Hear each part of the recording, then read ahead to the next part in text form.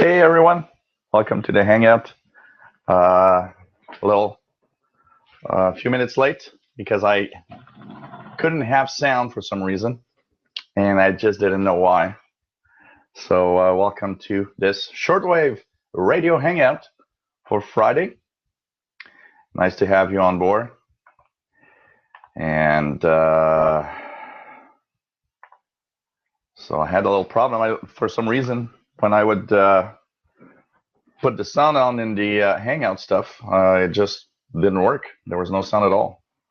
So I stopped the sound and just like muted the sound and put it back, and it didn't work. So for some reason, when I select the microphone, it doesn't work. But when I select default device, it does. So what do you know? So hey everyone, welcome. I look tired, that's for sure, because I am. My nephew had his birthday yesterday, and I was at the karaoke bar till about 3 a.m. and came home at 4:30, about 4 a.m. So spent the day today rather tired and rambling on doing stuff. So it's very weird. I hope everything is all right, because I'm getting errors. Is everything all right in the stream? I'm getting some errors, and I'm wondering if it's okay or not. I hope it is.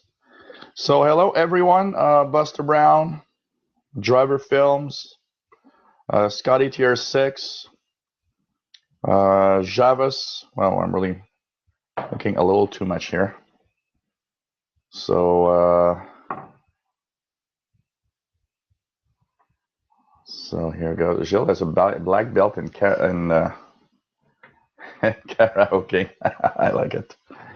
So stream okay, thanks, because I'm getting, for some reason, the stream itself, on the upper right corner, I'm getting an error message that I've never seen before. So I just wanted to share, so thanks for answering.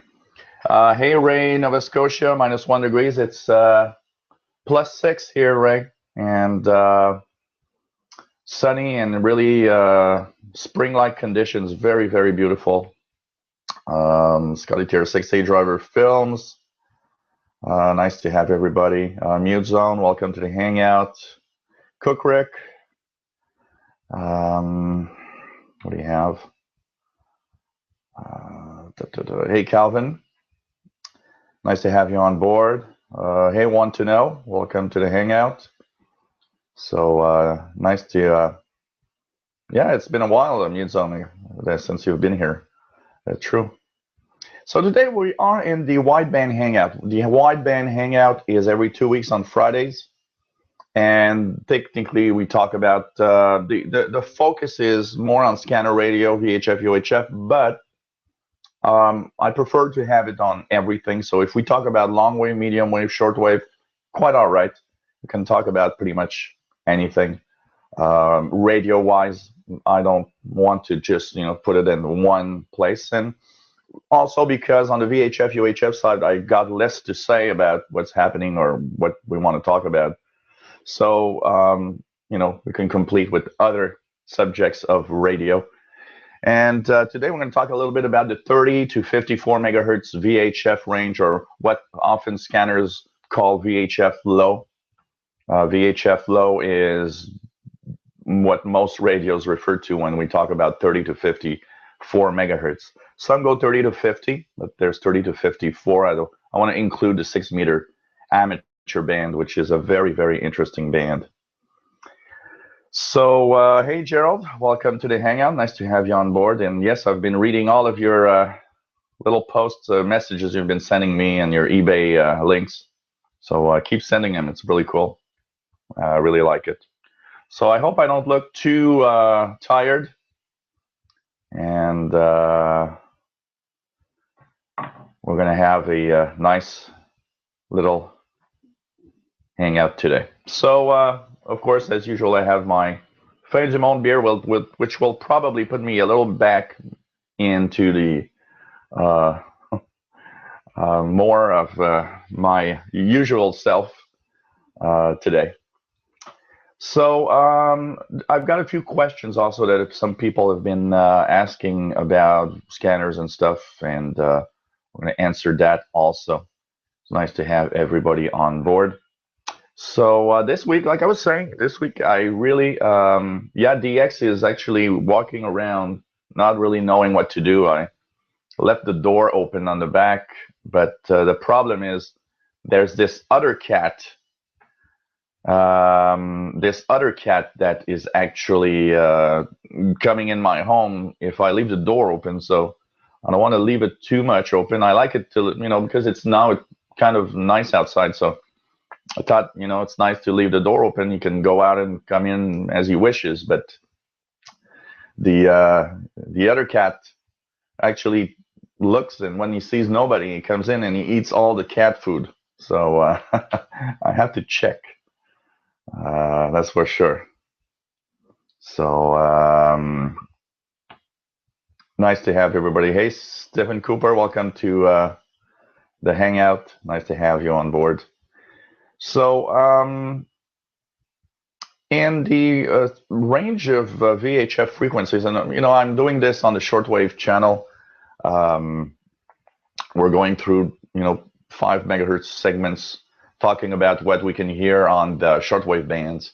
So I thought, well, we could maybe do the same on the VHF, UHF range and see what we can hear and the different propagation characteristics of the different ranges of frequencies. So I thought it was not a bad idea to maybe go through the most common frequency ranges that most scanners can listen to in general. So the first thing that helps 30 to 54 megahertz is the antenna. One of the things that you need for that range to, okay, the phone is ringing. I'm just gonna close it because if I don't, it's gonna ring all the time. These are clients that are probably panicking with their computers. So the antenna is important in the 30 to 54 megahertz range because most of the time that famous little rubber duck antenna that comes with most scanners is not good enough for that frequency range. So a lot of scanner listeners actually think there's nothing on 30 to 54 because, first of all, the quantity of signals is not as much as some other bands there, but also because the antenna is not made for that range. A lot of the signals you might hear, you actually don't. So that's the first thing. A nice telescopic antenna, something like I had on my R20, something that you can, use and really, extend a lot, or even an outdoor antenna is really, really good for such a use because it will let you listen to these lower frequencies. The frequencies of 30 to 54 are lower, so it means that the wavelength is much, much bigger.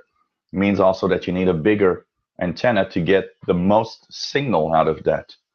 So that's the first thing that you'll want to do in that frequency range is get yourself some decent antenna other than the rubber ducky antenna that comes with your receiver. That's probably something that you would be nice. And if you look on eBay, there's a lot of telescopic antennas with BNC connectors because most scanners have BNC connectors. And they are very cheap. So for $10, $15, you can get a very nice wideband telescopic antenna for your scanner. And that will help you listen to 30 to 54 megahertz range. There's a lot of stuff there that you can listen to, and it's pretty cool. So that is the first thing.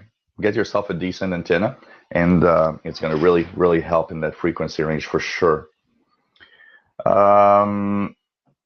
One thing that I want to say before I continue also, because I want to mention this to everybody, is the X is here, guys.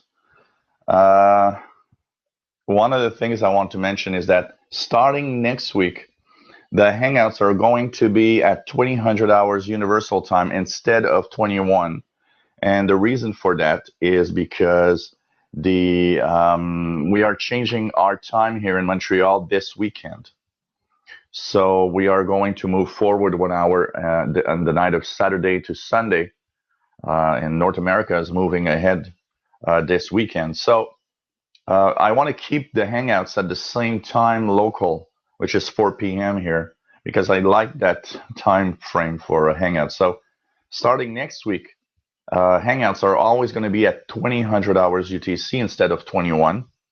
So just a little important piece of information here to mention to everybody. And of course, you will be able to catch me at that time. And also we'll be able to, as time becomes really, really beautiful, it's going to be interesting because I'm going to, start doing some hangouts from outside the balcony. I'll be doing some hangouts from Perry Island, the expeditions. I'll be, I'm having a lot of fun with that. So you'll see different environments and not always the same place. So just remember that the hangouts are going to be 2000 hours UTC. So, every Friday, for those that wonder when the hangouts are, the Friday evening hangout, there's always a hangout on Fridays.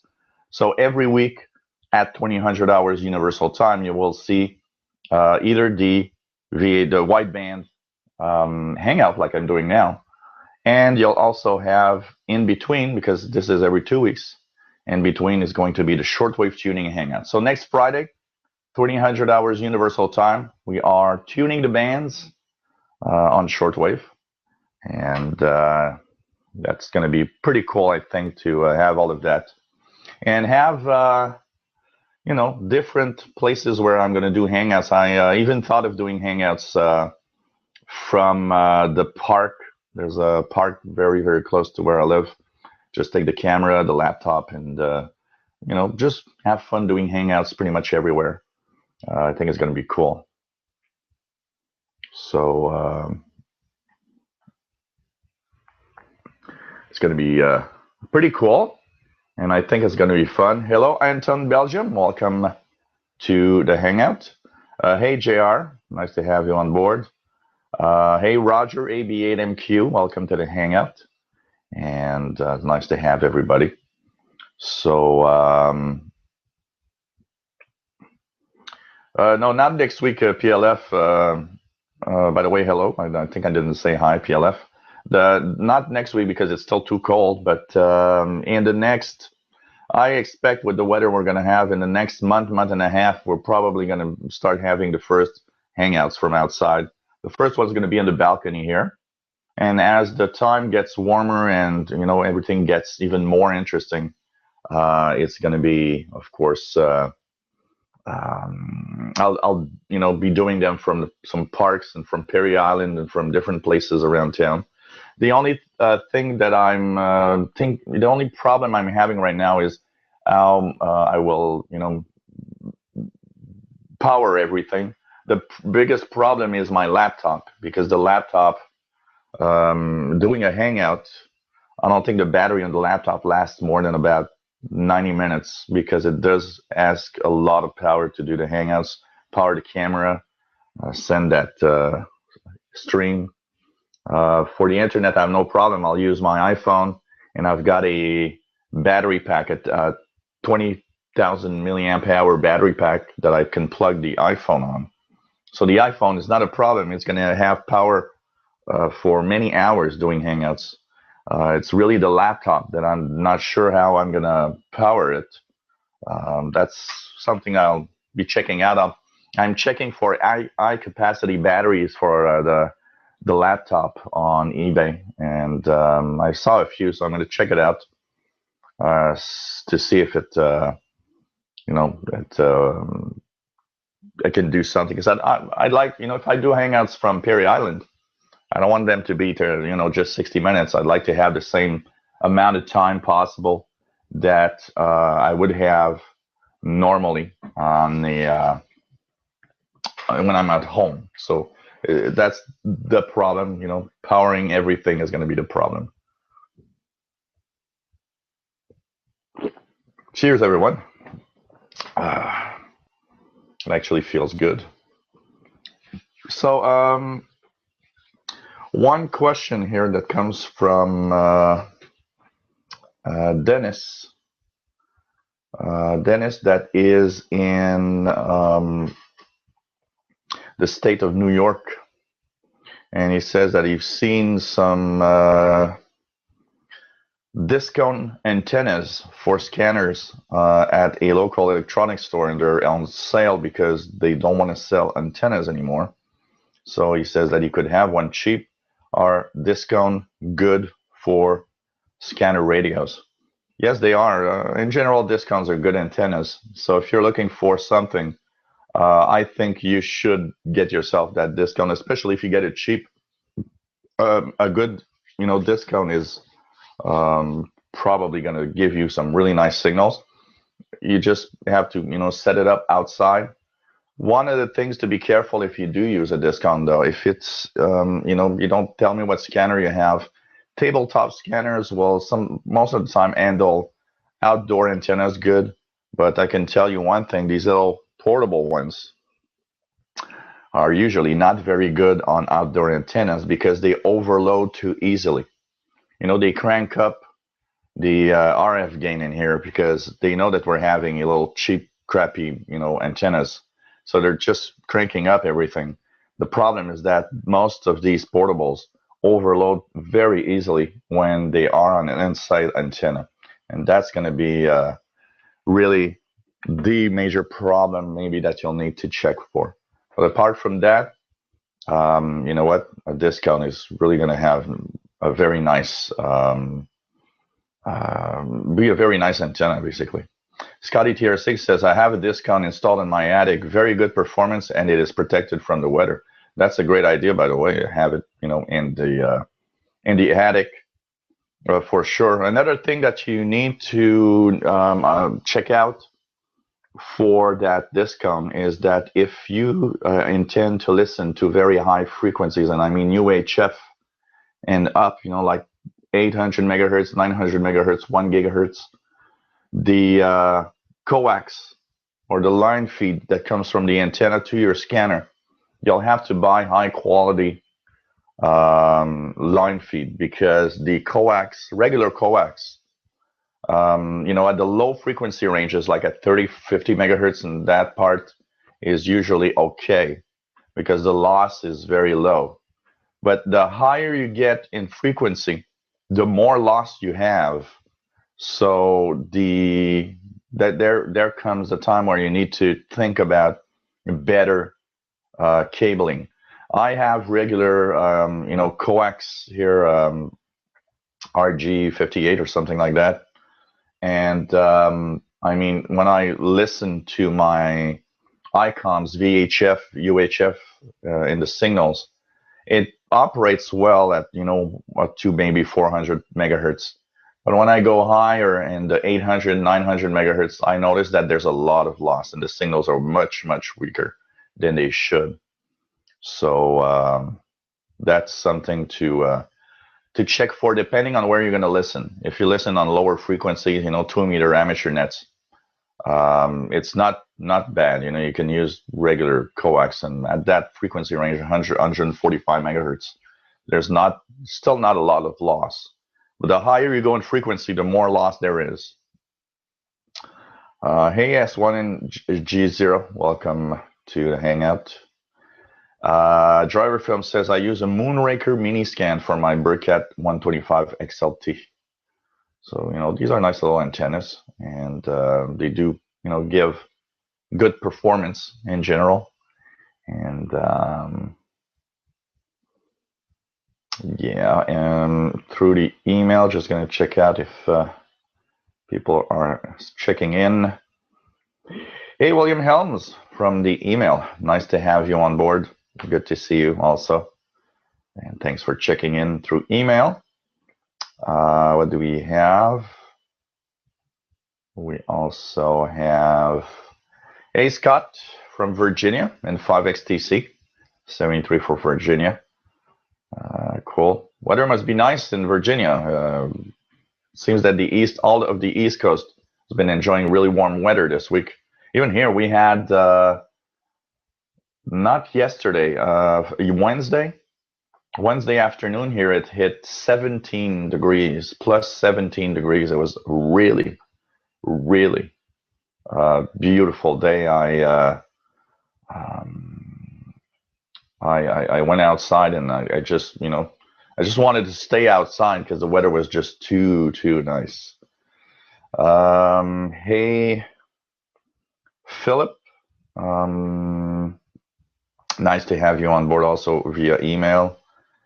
Yeah, I don't want to talk too much about that, but yes, there is a little something going on between me and ham radio shortwave guy, but I don't want to talk about that. We'll let things go as they go, and that's it.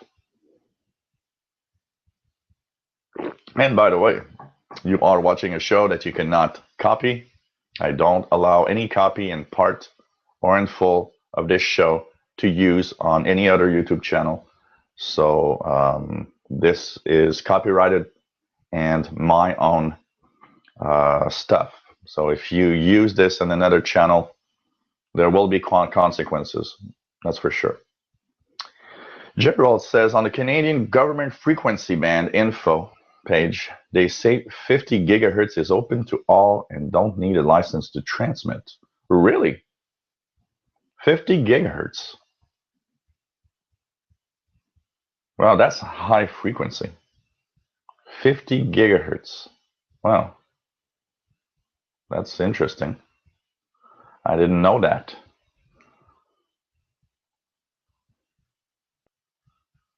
So, hey, Radioactive, welcome. Hey, Roger, AB8MQ, royalties, yeah. You have to ask my permission to copy part of my shows and put it on another channel. You're not allowed to do that, and I don't allow that. So if you ask me and you tell me how and why you're going to use it, it's not going to be that bad for sure. Muzone says I am offering my SDR for the chat room to tune. Oh, nice. He's got a 0 to 160 megahertz long wave, medium wave, shortwave FM, airband 2 meters, maritime rescue on 157 megahertz. Sorry. Use SDR console, and username is muzone.ddns.net. Password is ABC. So yeah, well, I've sent three copyright infringement via YouTube. I'm still waiting for them to do something about it. It's a little complex because I had to find what video. Well, it's not. It's easy to do because it's easy from what I see in the clock. I know which Hangout you used my images, but I found them, and then I send the copyright infringement to YouTube with the part of the video saying no, I don't want you to use my. And I gave him, I just told him first. I just told him, look, I don't mind that you say I heard some guy talk on another channel about something and I think he's wrong, and do his video. I don't want him to use my image. I'm in that image. That's my image. I don't want that guy to use my image. He could do it another way. So what happened is I sent him a private message telling him, and if he just changes the video so that he just removes my image, I don't care. That's going to be okay. Just don't use my image. That's it. So I'm waiting for that. But 3 copyright infringements have been sent. So, oh yeah, for sure, Scotty. But YouTube is usually pretty good. On my Windows channel, I got my videos copied by another guy. A guy opened a channel called Latest Technology News, and he would take my, I do a daily news bulletin on the Windows channel. He would take the bulletin and just put it as is on his channel. and you'd get views. It took a little bit of time, before I noticed it's somebody else that came on the channel and said, "Hey, do you know that this guy is copying your videos?" So I went to see, and effectively he had copied about 20 of my videos, and he was getting like, thousands of views on my own videos. So I sent copyright infringement. And I don't know if it's because I sent 20 copyright infringement, or 10 actually, because I think YouTube limits you at 10 maximum every day. So I sent 10 copyright infringement, and about 10 hours, 8 to 10 hours after, I had received emails from YouTube saying they had taken down the videos. And because I had done 10, they had even shut down his channel. So he opened another one, because about a week later, another guy says, "Hey, I don't know if it's the same guy, but there's a new channel with your own videos on it." And I sent, once again, copyright infringement, and they took down the channel. I haven't seen him since then. I believe that because there were too many copyright infringements on that guy, probably they blocked not only his channel, but they also probably blocked his AdSense so he couldn't monetize. But man,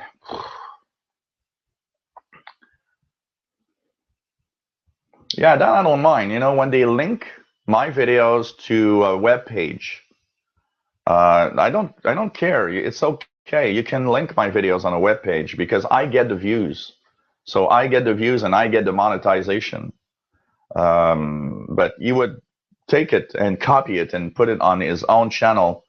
And it was very automated, because I noticed that when I put a video up, it only took about, I don't know, 2 or 3 minutes, and it would be on that channel also. And that really amazed me. It means that that guy had some kind of routine or something where he, took videos. And I noticed he had videos of other people, so I sent copyright infringements, and I contacted the other channels to tell these people, well, he's got videos of you also, and so if you want to send copyright infringement. So anyways, some people, I don't know, they just want to, it's just well,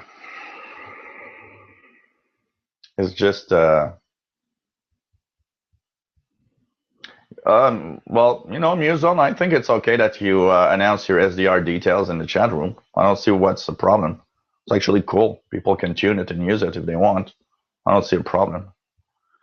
Java says YouTubers are getting plagued with takedowns. It's going to be YouTube's demise because more and more people will get fed up and visit Periscope. Well, the problem is that YouTube is the only one that can monetize the way it does. Dailymotion does, because I started a Dailymotion channel, but it ain't YouTube. And I can tell you one thing, there's just nothing like YouTube, so there's nowhere to go. I think the biggest problem on YouTube for taking down is they have to change. I think the way that they constructed all that infrastructure to take down videos when there's complaints, it's now bad. It's not good anymore. They have to change that. We are,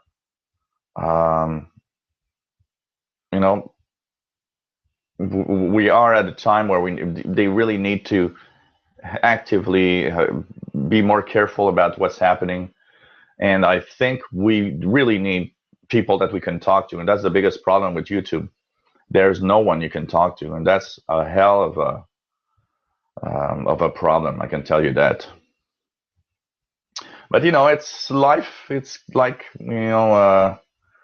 it's part of being a YouTuber, I guess.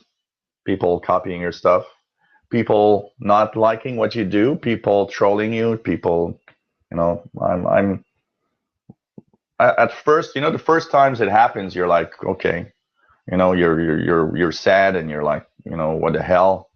But as that happens regularly, you kind of, just don't care anymore. You're like, okay, the stupid dumbass has done that. So it's the biggest problem. I'm just going to take a second, guys, because there's somebody that's knocking at the door, so it won't be very long.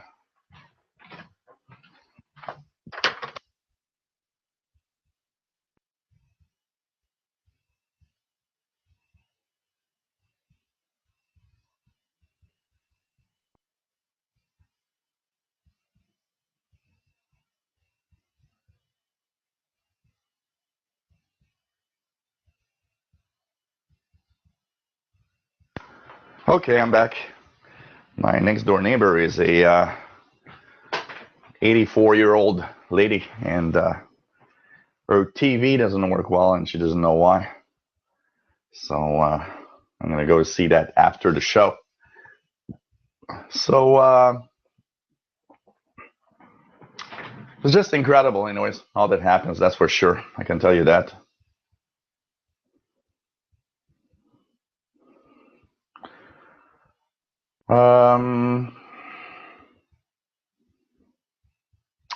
Okay. So yeah, JR seems winter is over in Canada. People get each other's doors again. You know what? It's here. It's amazing. And I looked at the weather. This weekend is going to be 12 degrees tomorrow and Sunday. Sunny and plus 12. I mean, everybody's going to be out. Yeah, Gerald. Yeah, Gerald. It's probably a Chinese guy trying to make money and stealing the content of others for sure.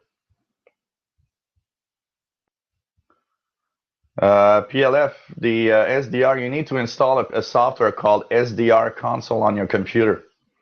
And from there you have to point to is SDR and enter the username and the password. And you need to have a piece of software called SDR console. You have to install that on your computer to access Mute Zone's software-defined receiver. Gerald says, I thought it was the YouTube Men in Black. That would have been interesting. You know, I'm talking about taking down videos, and I go answer the door, and I just don't come back, and you guys are like, what happened? What happened to Joe? He's disappeared. Oh, man. So also on the, let's check if there's email and any other thing. Hey, Robert Cole from Philadelphia. Nice to have you on board. Really cool to have everybody. You know, it's nice because I was unable to get the comments from the YouTube channel during my shows for a long time. I don't know what they did, but now it's coming back. I'm getting the emails telling me, the notification telling me somebody wrote a comment. So pretty cool. Also through the email, we have Susan in California saying hi. Watching as usual. Hope everything is all right in Montreal. And yep, nice to have you on board as usual, Susan. Really cool. And we're talking about 30 to 54 megahertz. So that's for sure. Hey, David and Barcelona, welcome. Watching your Hangout as I have a Dutch Pirate on 6285 playing on my ICOM ICR 8500 via my living room Wi-Fi in the background. Sounds really great despite slight fading. Cool. Nice. Roger ABN and QGL vanished because he heard something he shouldn't have on the air. Yeah. Yeah, that's possible. Gerald, any green beer show hangout for next week? Oh, it's next week, huh? St. Patrick's Day? Yeah, that's true. I should check that. I should check for a special beer for that. That would be interesting for sure. The funny thing, you know, when they do the St. Patrick's Parade here, it's always damn cold. But I think this year, it's going to be much warmer. But last year was like minus 18 or something. It was really, really amazingly cold last year.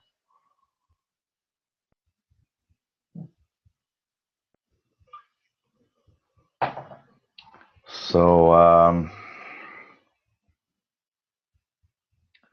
okay. So checking out if everybody have said hi to everyone. Yeah, nice to have you on board here. Hey, the radio hobbyist. Nice to have you on board. Always cool to have everybody there. So,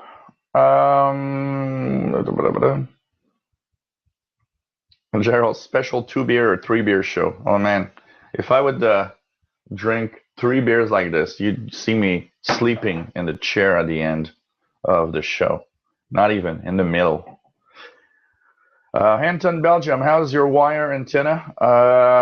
It's okay for now. You know, I mean, I patched it temporarily, so I got my 100 feet up. But the snow is melting a lot now, and I'd say that in about a week, there won't be any more snow on in the backyard. So I'll be checking that in about a week and a half. I might be able to put up a brand new wire, and I'm going to try. You know, if I have to put a brand new wire, I'm going to try to put it even higher. I'm going to try to get it higher off the ground. Maybe it's going to lower the amount of interference that I get for sure. So that's for sure. But for now, it's working, you know. So,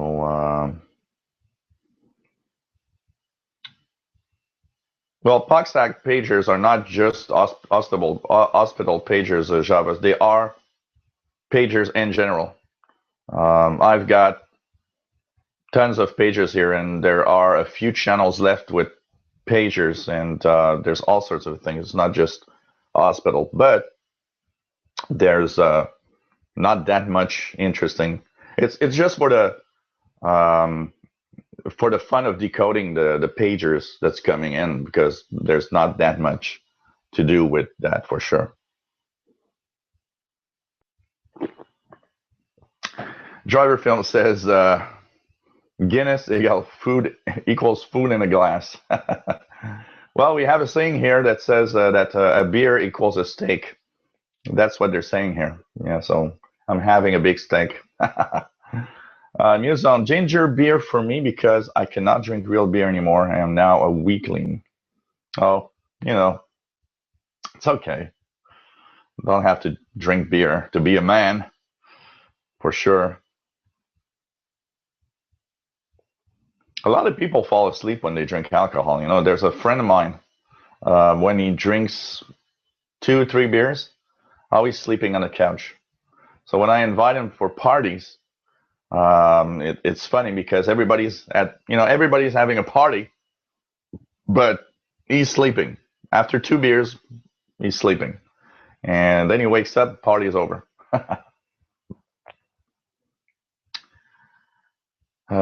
Pig sag.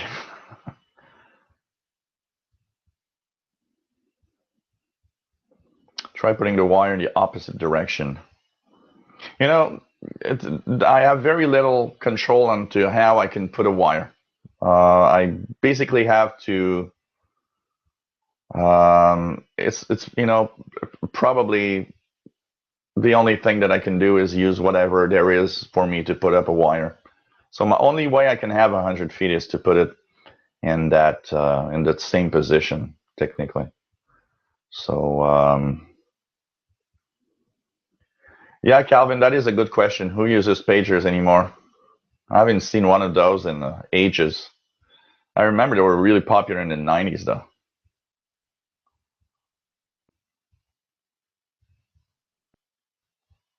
Gerald, I only just drink root beer. Just kidding.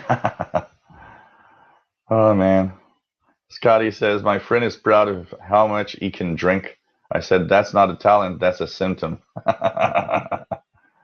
Yeah, that's true. I think people too happy to drink 15 beers. You know, the problem here is when we have parties. When I have my family over, my family and my friends are typical drunk guys. And, like this weekend, we're having a party at my brother's for my birthday and my nephew's birthday because we were about a week apart. And yesterday, when I saw my nephew, he said, "Oh, you know, we have 74 beers for the party on Saturday night. Do you think it's going to be enough?" And I was thinking 74 beers and will be 6 to drink. I think I'm going to have enough. And that's not counting the vodka shooters that they're going to want to take, you know? Yep, that's true, Scotty Tier 6. Seeing someone with a pager would be like seeing someone with a cassette Walkman. Yes, that is true. That is true. Oh, man. So in the 30 to 54 megahertz range, there's a lot of little signals. There's some, utility companies that use those frequencies. There's some military stuff. There's still, I've seen in lists a lot of U.S. Law enforcement frequencies that are still in the 30 to 50 megahertz range. What's cool about 30 to 54 megahertz is that the propagation of that frequency range can sometimes resemble the one of shortwave radio because it is close to the shortwave band. Shortwave stops at 30 megahertz. That VHF frequency range starts at 30 megahertz up to 54. So in times of very high solar activity and also with sporadic E-skip, well, there's often propagation of the VHF signals from 30 to 54 megahertz that bounce off the ionosphere like a shortwave signal. So when there's sporadic E-skip or good, a high maximum usable frequency, listening to 30 to 54, you can actually hear, and I've heard many times, communications coming from 500, 1,000 kilometers away. I've heard I've heard firemen in some U.S. states. I've heard law enforcement. I've heard I remember a police chase, and I was checking at Google Maps because I wanted to see where it could be in the United States because they're having the chase and they're just saying, well, I'm on Route 95 or this or that, and they're mentioning stuff, and you're trying to pinpoint where exactly is that happening, because that's the biggest problem there, is trying to know where it comes from when it skips from far away. But that gives a very interesting and unique aspect to the 30 to 54 megahertz range, listening to these signals from very far away when propagation is right. So it's really interesting to see all of that.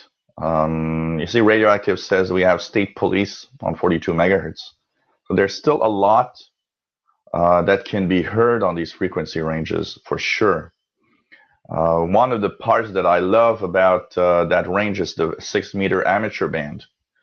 6-meter amateur band is very, very interesting because it too will sometimes share the propagation of shortwave type signals. So it's going to bounce off the ionosphere, and especially in the summer, the best months, I'd say from the end of May to maybe the early August, there's a lot of sporadic E-skip happening, and that is the best time to hear signals from very far away.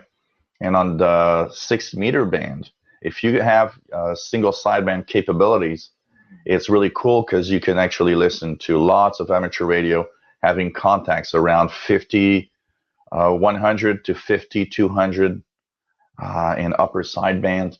I've heard Mexican station last year on 6 meters. I was listening to 6 meters, and I was listening. I heard a guy from Mexico. I heard a Morse code beacon from Mexico also 2 or 3 years ago. And that's always cool because you're really hearing from far away, and there's a lot of stuff there. If you don't have single sideband, 6 meters, it doesn't matter. You can still listen to many FM repeaters in the 6-meter range. So in the 53, 54 megahertz, you'll hear 6-meter repeaters that will typically come in from a long distance thanks to sporadic E-skip. That's just a lot of fun. It's part of the biggest fun I have in that frequency range is probably the 6-meter amateur band.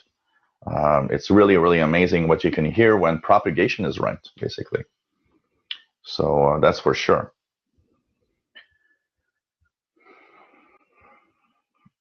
Scotty Tier 6 says, when I was in university in the mid-70s, we had all-you-can-drink parties, and the cost of admission was only $5, and we made a good profit. Booze was cheap back then. Yep. Today with $5, you're really not going to make a lot of money, especially with university and students in general are binge drinkers today.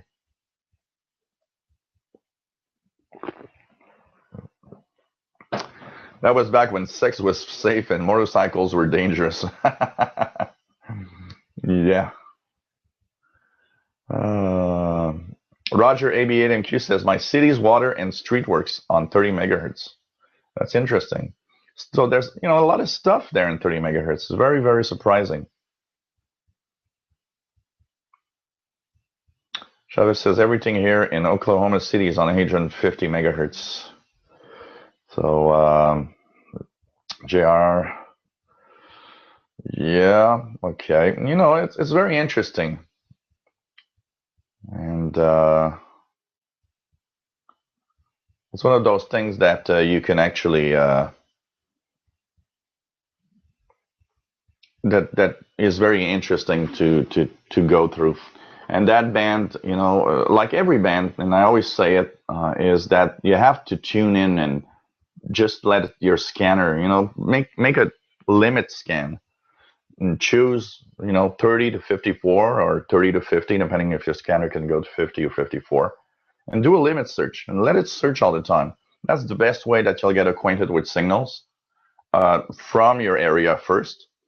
And also, if you have skip one day, well, it's gonna, while you're scanning, you're gonna hear these signals, because when sporadic E-skip happens, 30 to 54, the signals tend to be really strong, almost as if they were local. But the only difference is they go up and down, though. So they have like shortwave. There's fading, and that tells you that these signals are from far away.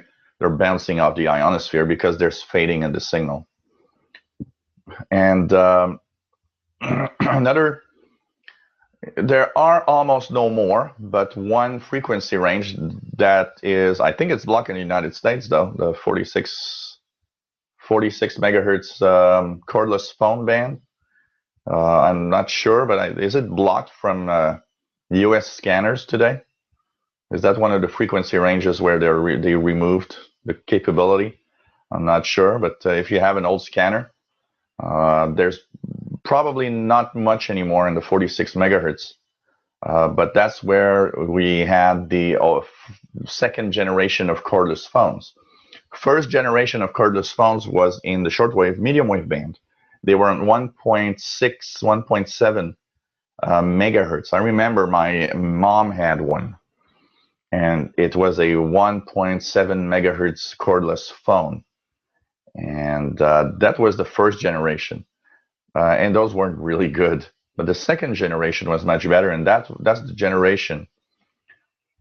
In the second generation was 46, 47 megahertz, and you can actually hear in the late 80s to 90s, there was a lot of cordless phones there.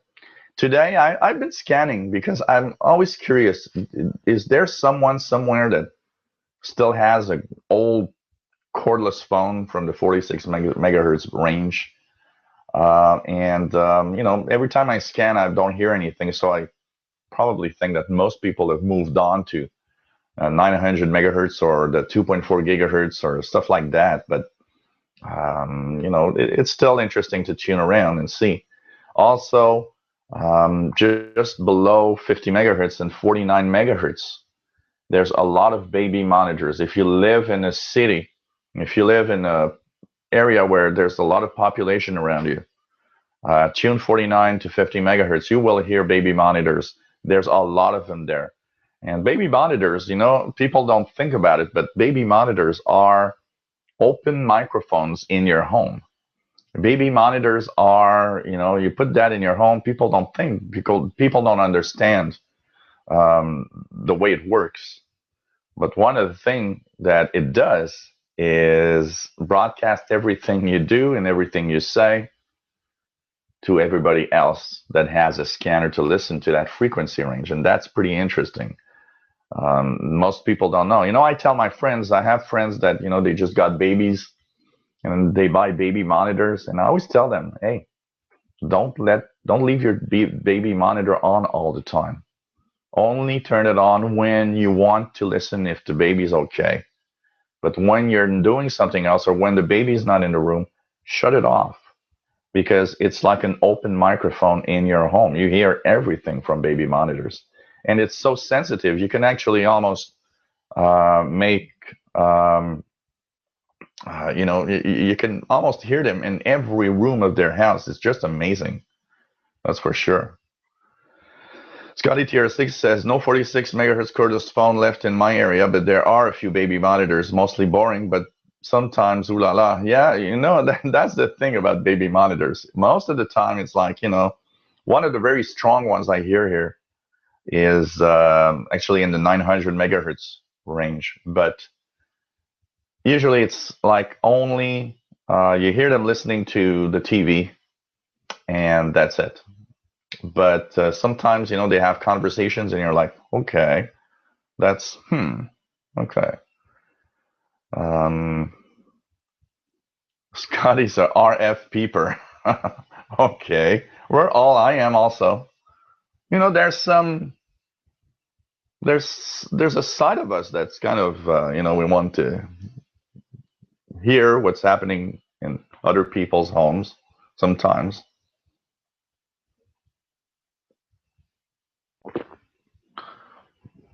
Newzone says, I remember listening to other people talk when I had a cordless phone. No need for a scanner.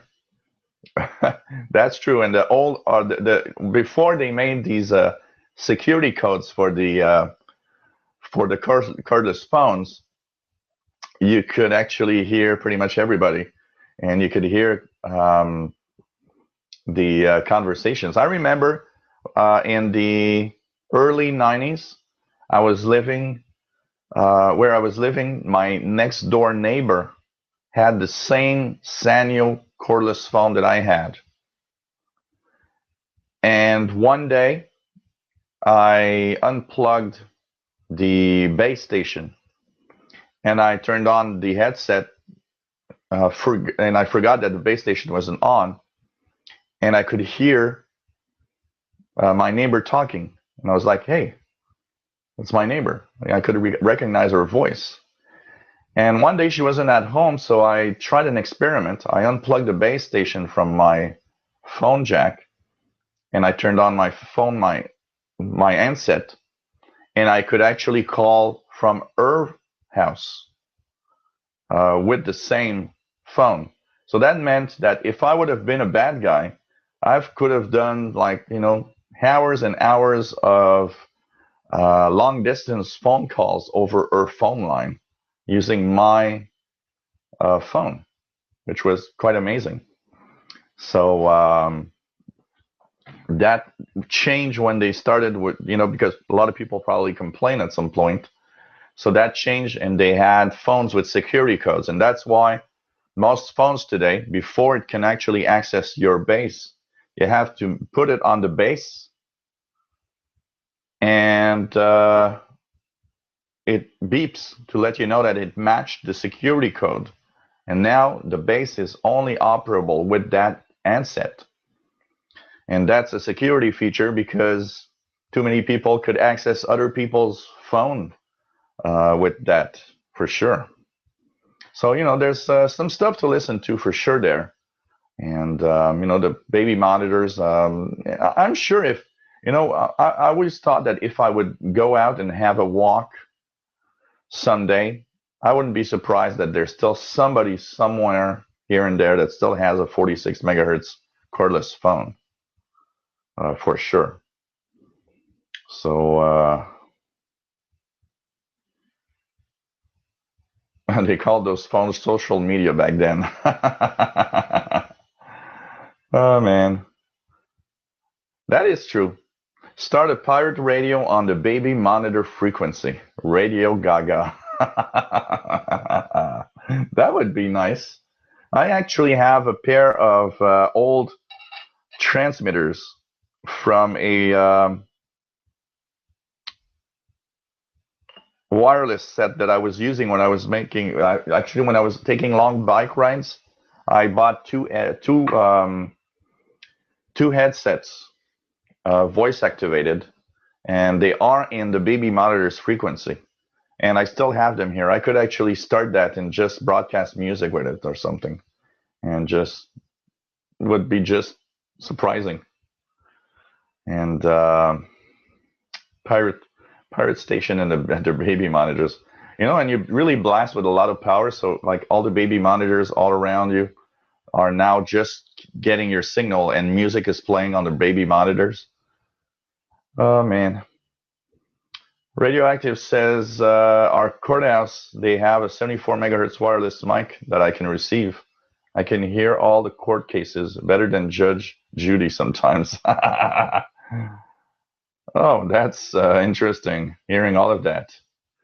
JR, never thought about listening to frequencies beyond 27 megahertz, but I might change my mind now. It's worth it. I think everybody should have at least anybody that's interested in radio should have at least some way of listening to signals above 30 megahertz. There is some interesting stuff there, and it's one of the great ways. Like I was saying last time, a few weeks ago we had that ice storm that knocked off my antenna. Well, you know what? That was an amazing radio evening with my scanner because I could listen to law enforcement, I could listen to public works, I could listen to all sorts of companies where they were now focused on the weather because of everything that was happening. It was very, very interesting for sure. So that's interesting for sure.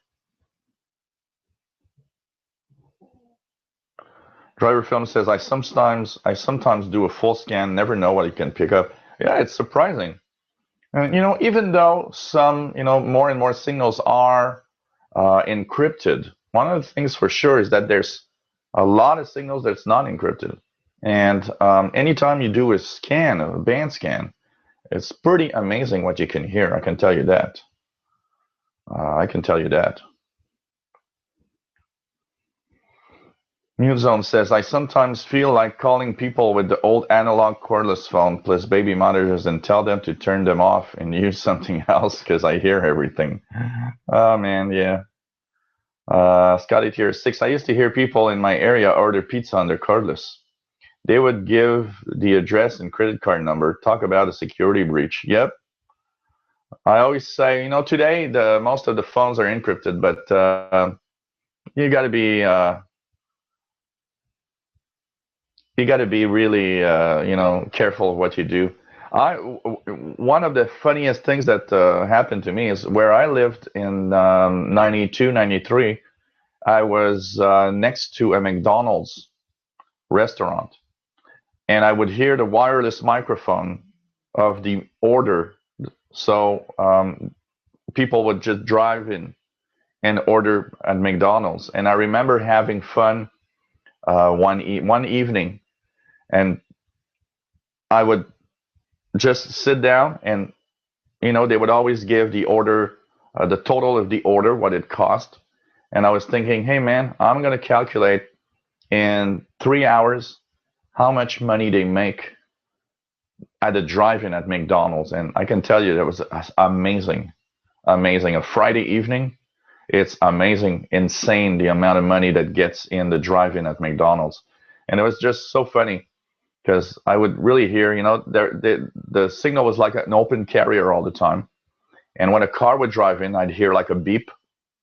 Then I'd hear the the teller saying, okay, well, yeah, well, what do you want? Two Big Macs, and large soda and fries and whatever.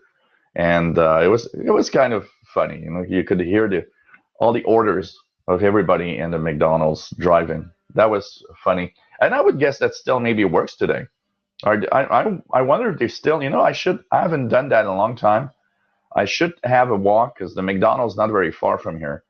I should have a walk and go and try to get if there's still a wireless frequency for the McDonald's, or have they maybe found out and decided to encrypt it now or something. But the drive-in was working. I remember the last time that I heard the drive-in from McDonald's, and that's a long time ago. I'd say at least 10 years. They were in 900 megahertz. They had moved to 900 megahertz from the 30-something megahertz they were using in 91, 92. So that's kind of interesting. Calvin, I got a friend set up with my old Soft 66 Sigil. Thanks again for making the video for that new Soft 66 with filters is pretty good as well. Yeah, I want to order one. I'd like to have and try it out, the new Soft 66. I want to try it out. I'm going to wait. I'm getting my income tax return in the next few weeks. So I might actually get myself one of the new Soft 66, try it out for sure. David in Barcelona says, watch out for wireless headphones and home theater systems as well. Some months ago, I was able to listen to an old movie a neighbor was watching on the 435 megahertz range. Mode was wide FM, just like FM broadcast stations. I used my ICR 8500 and the sound quality was pretty cool. Yeah, for sure.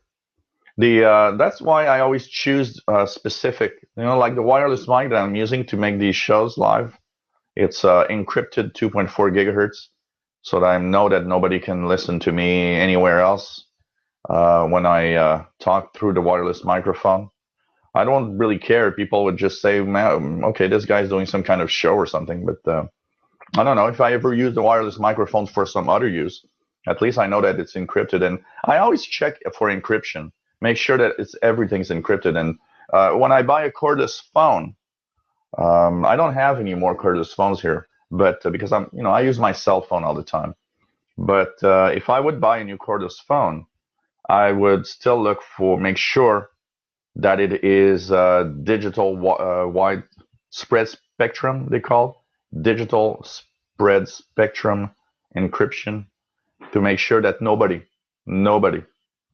can hear anything I say on the phone for sure. Calvin says 30 to 50 megahertz here is cordless phones and baby monitors.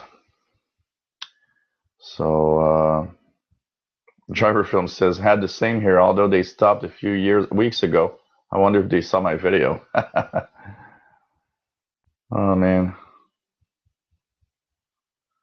Scotty Tier 6, back in the 80s, my weird neighbor called the phone sex lines on his cordless. It was seriously twisted. There are some things you can't unhear. Oh man. I told you guys that story, but I remember when I moved here, in the just below me, the girl that used to live there, she had a boyfriend that would go up north at James Bay to work for all the summer. So he would be gone 4 months at a time, 5 months at a time, and they would have phone sex.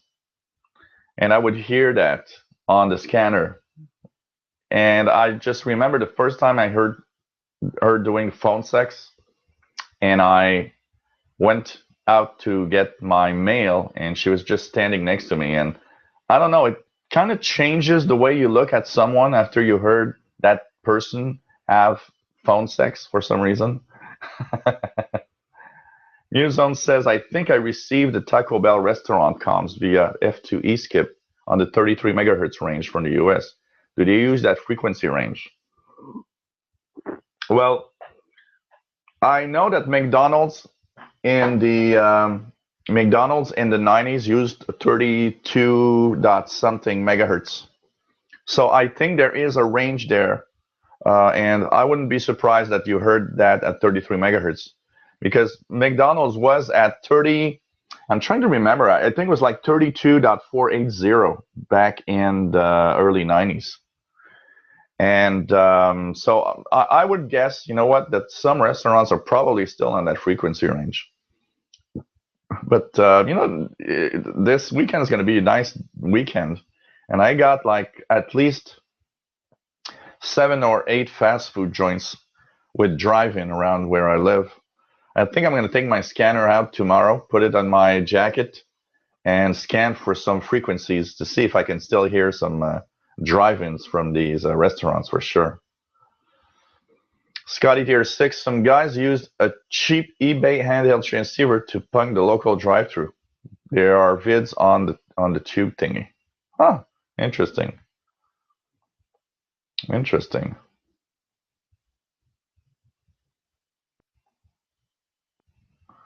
That's interesting. Newzone says, I remember people going on the police frequency and saying stupid things when they were on analog. Yeah, I remember here in Montreal, there were stolen. At one point, they got some stolen police walkie-talkies. And for a few years, maybe 2 or 3 years, there would be someone playing chicken sounds on the police frequencies, and sometimes they would play pig sounds. And they didn't comment or anything, but they one time I heard the cops talking about that, and one of the cops did say, yeah, these are stolen walkie-talkies that we had in one of the police station, and there was something happened, and somebody stole the radios. And so they would play all sorts of animal sound. It sounded like a farm.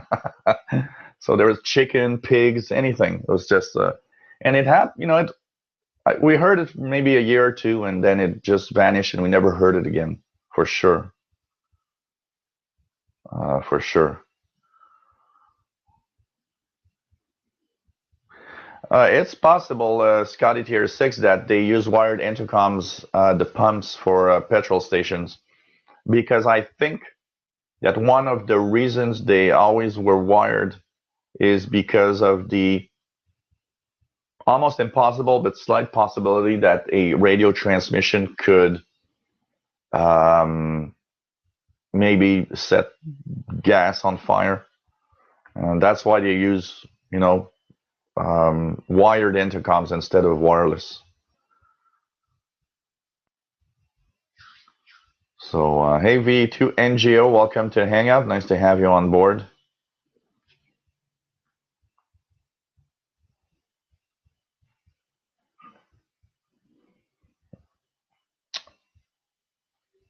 Driver films. I'm tempted to get a train horn. The amount of idiots on the roads around here.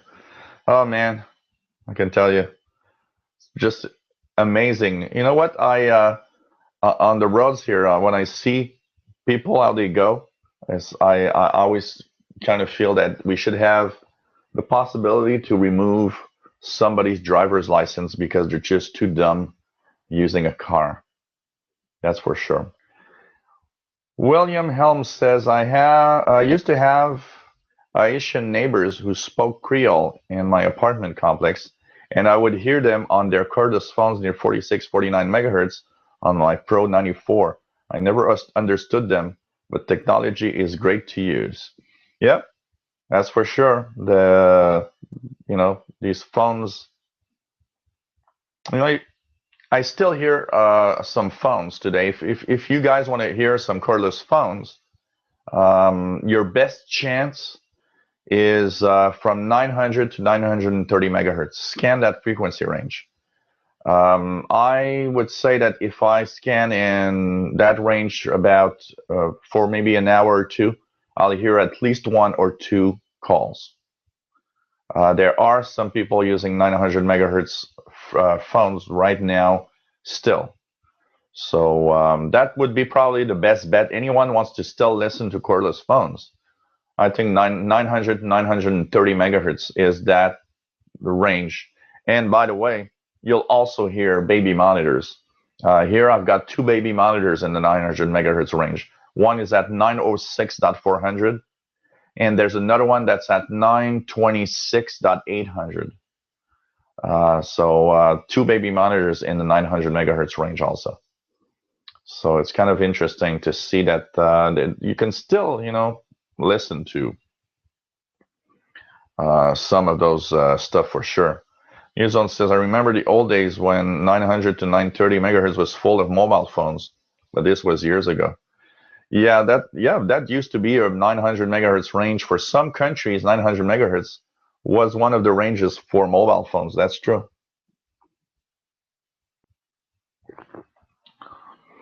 I remember in the 80s when people wanted to make a call on their mobile phones. The $3,000 mobile phones of 1985. They would have to pick up, and they would give out a number, an identification number to that phone lady, and from then they could make the phone number and have the call. It wasn't automatic. They had to actually talk to someone, to an operator, before they could actually make the call. And that was in around 154 megahertz or something. And those were the real first mobile phones, the ones sold from Radio Shack that were like 2,500. I remember seeing one big, that one immensely huge phone, and it cost $2,495. And but I remember PLF cell phones are digital. They are all digital. They are in a mode, kind of a spread spectrum type digital mode. Unfortunately, fortunately for us, because when we talk on the cell phone, we know that we can be heard. But for a long time, they were analog. For a long time, they were in the 800 megahertz range, and they were analog. And I had in the 90s, I had a lot of fun. Friday, if I didn't do anything on a Friday evening, I remember I would just turn on the computer, turn on the scanner, and let it scan through the cell phone frequencies and hear communications. And especially around midnight, Friday night, Saturday night, around midnight, man, the number of guys calling sex lines, that was hilarious. I mean, sex lines are the ones that were also calling to, all these dating numbers where they're trying to meet women. If you want to hear something really cool and really funny, that was it. Sometimes they would communicate with 4 or 5 women at a time, and on each woman they would have a different, a different name. I remember one guy having seven women at a time, he was messaging, and for each woman, he had a different name. That was so funny. Different name on one. He tried to adapt the way that he was just, man, so funny. And those huge bricks of phones they had in the 80s that you look today and you're like, okay, look at that. Let's go back in time and show them that this is my cell phone today. That's for sure. David says, I remember when I was a kid, I was gifted a pair of toy walkie-talkies. They picked the analog cordless phone that was installed at home at the time. It was cool. Yeah, a lot of the walkie-talkies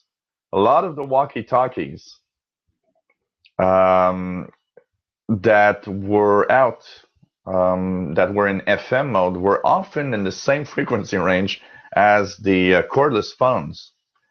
And you could pick up these communications. I'm gonna try to see if I can find them. I want to show you guys the first headsets that I bought for biking. I don't know if they're. I did see them not long ago, so I'm just gonna check if I can. Yeah, I think they're here. Yes, they are. Hey guys, I'm gonna show you. I haven't used them in ages, but these are 49 megahertz headsets. Man. I don't know if you guys ever saw them, but these are Radio Shack voice activated 5-channel FM transceivers. And they came with the headsets and everything. So this is what it looks like. And those still work, by the way. They still work. And you would just clip this to your belt, and you had a pair. And you enjoy talking to because when you're on the road, you want to talk with your friend on the other bike. It's like we can't be next to each other. You have to be one behind each other. So by using this, well, you'd go anywhere and we just talk about what we see. Oh, do you see that? Or talk about anything. But these are on 5 channels that are used by cordless phones in the 46 megahertz range. So back then, we would go around, and basically as we were going around with the bikes around town, we would hear conversations of people in different areas, because all the people on their cordless phones, we could pick them up. We also picked up a few baby monitors. And I remember one time going, I was on the street, and the signal from the cordless phone of the guy was so strong that I thought, I'm going to do a test. I'm going to say hello in my transmitter and see if it interferes or does something. So I say hello, and immediately one of the guys that was talking on the phone said, "Who's that that says hello?" So I was like, oh man, my signal was coming into his phone. It was just amazing. But these, I used these a long time. I really used these a lot, for sure. These were cool. Yeah, Drago, exactly. Hey, Drago, welcome to Hangout, by the way. And yeah, they do pick up baby monitors. I wouldn't be surprised if I turned one on that I would hear baby monitors with those. So that's for sure.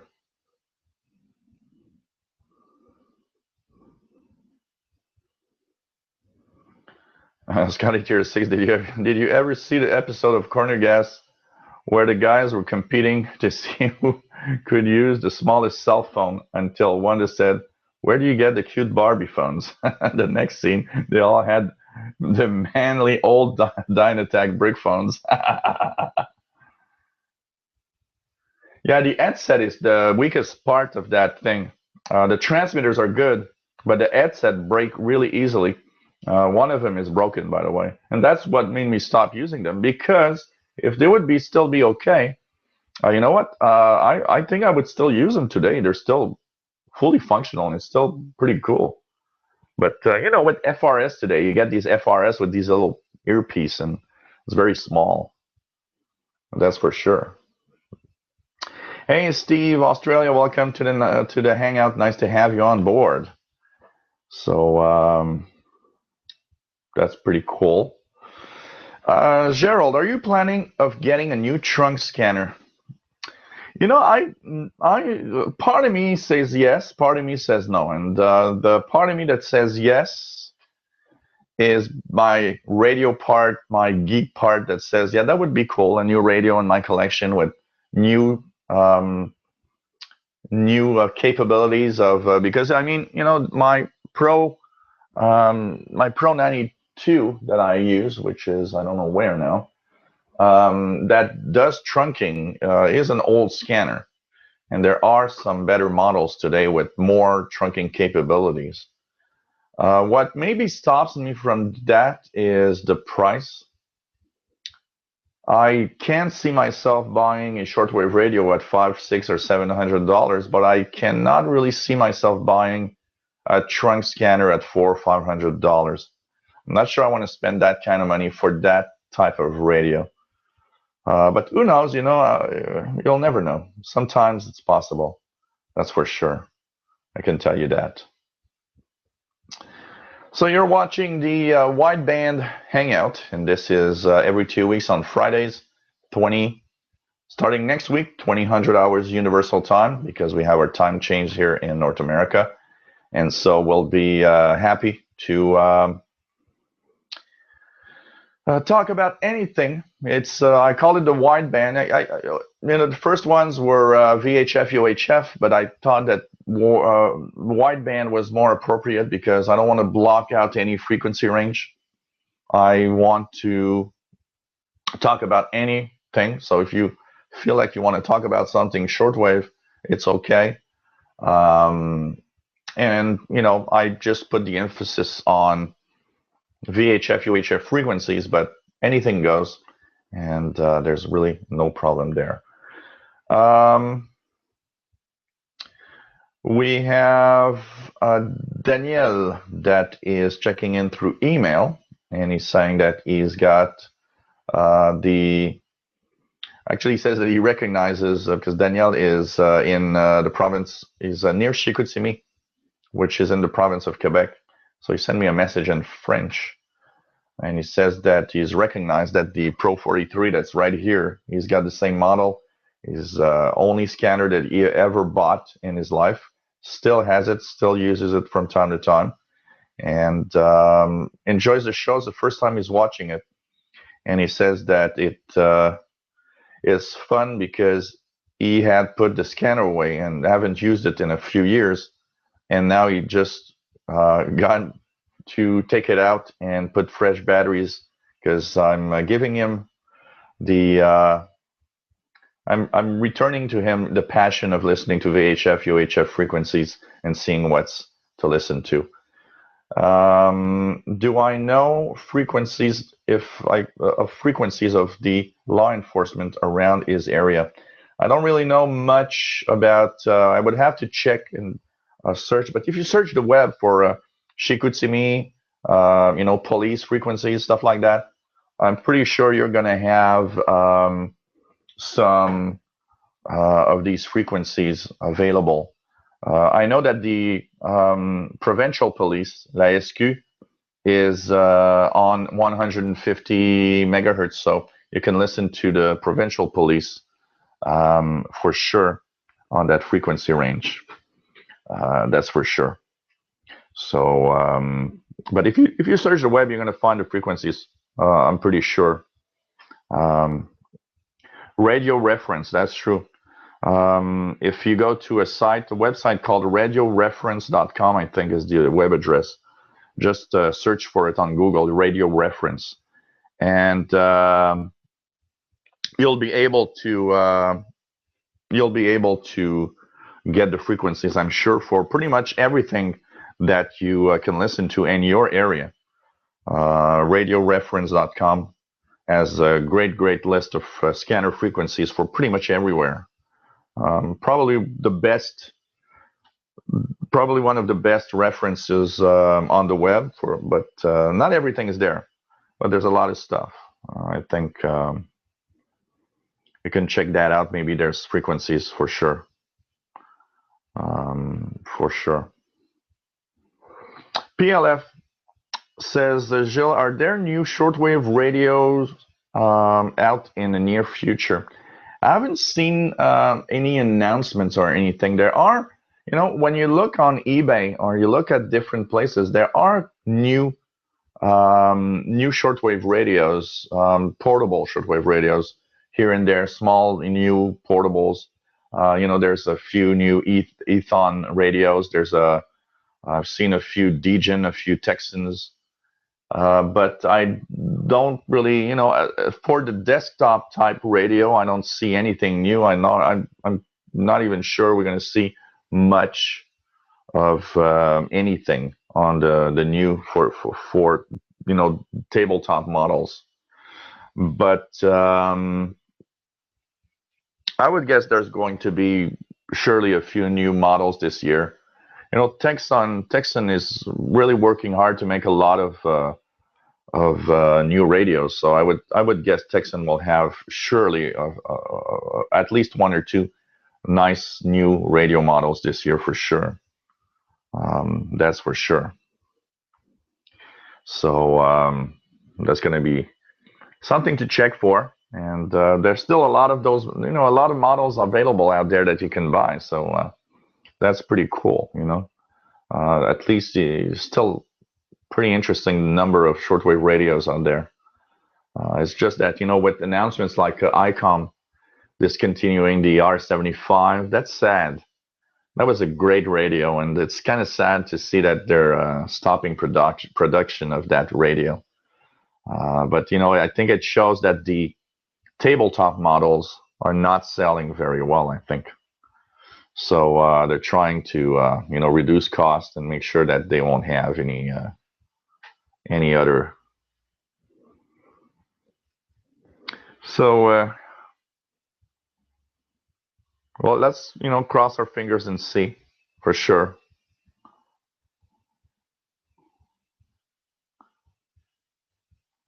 Oh, I don't know, Drago. Radio Reference Broadcastify app is dreadful on iOS.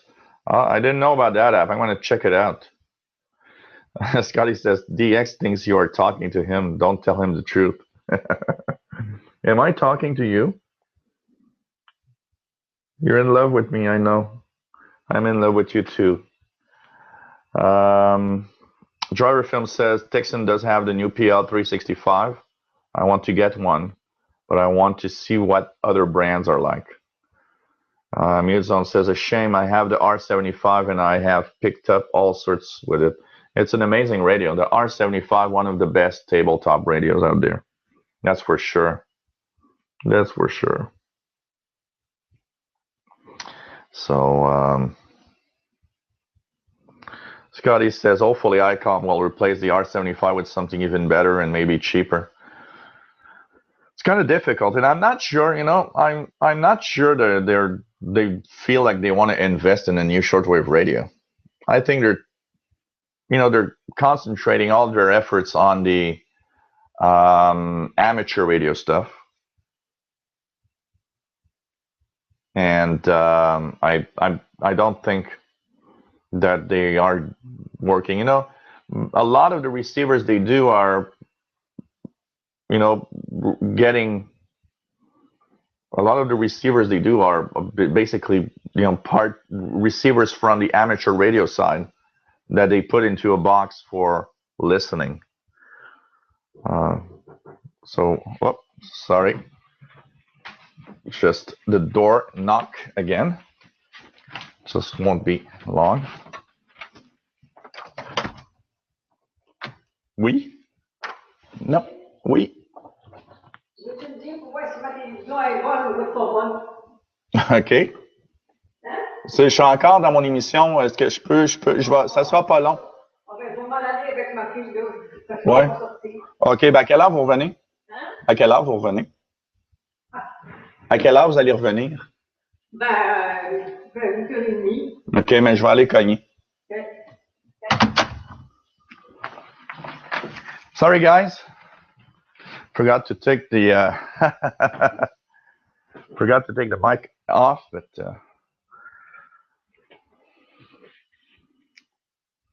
okay, I'm back. So it's the lady telling me that she's going away and she's going to come back around 8 today. So I'm going to go check why her TV doesn't work. Sorry, guys. Really sorry.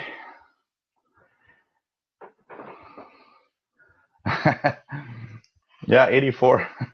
Invite the 84-year-old lady into the Hangouts and show you guys. She's a nice little lady. She needs help sometimes. Like a lot of people, she needs help with her little technology. Sometimes her TV's on the wrong channel and stuff like that.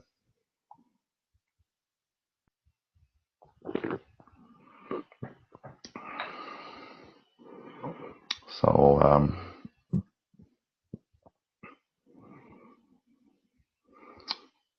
what else do we have here? Scotty Tier 6, the cheap portables from the other side of the planet are taking over the low-end market, and no one wants to spend the quatloos on something good. Yeah, less and less people want to spend. I get that all the time in emails. People saying, hey, I want to have a shortwave radio, but I want to have a cheap shortwave radio. I don't want to have anything that's really, really expensive. And there are some good sides to having a good tabletop model. What would maybe be interesting, and I would really, really love that, is if Texan. I would see Texan coming out with a tabletop radio eventually. Radio Hobbyist says maybe ICOM will make a receiver-only version of the new 7300 to replace the R75. Technically that's because these companies, it's like Kenwood. When Kenwood used to make receivers, they were taking the receiver part of a amateur radio gear and just putting the receiver part. That's it, no transceiver. And basically, that's possible. That's possible. Who knows? They could surprise us and they could bring up some new tabletop model, and we're just going to look at it and say, wow, okay, they really believe in the market. But there are some tabletops still, available. There's a few, I know the Alinco DXR8 is apparently is not bad of a model for tabletop use. And there's a few other ones like the AOR radios. So, but I think as time goes by, we're going to have less and less of these, tabletop models, and that's for sure.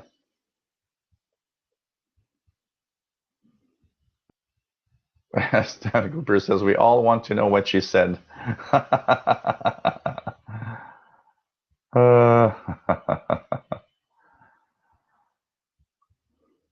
She doesn't drink alcohol. She told me that she lived to 84 because she doesn't drink alcohol. Never. She never did. PLF finds it cool to hear me talk in French.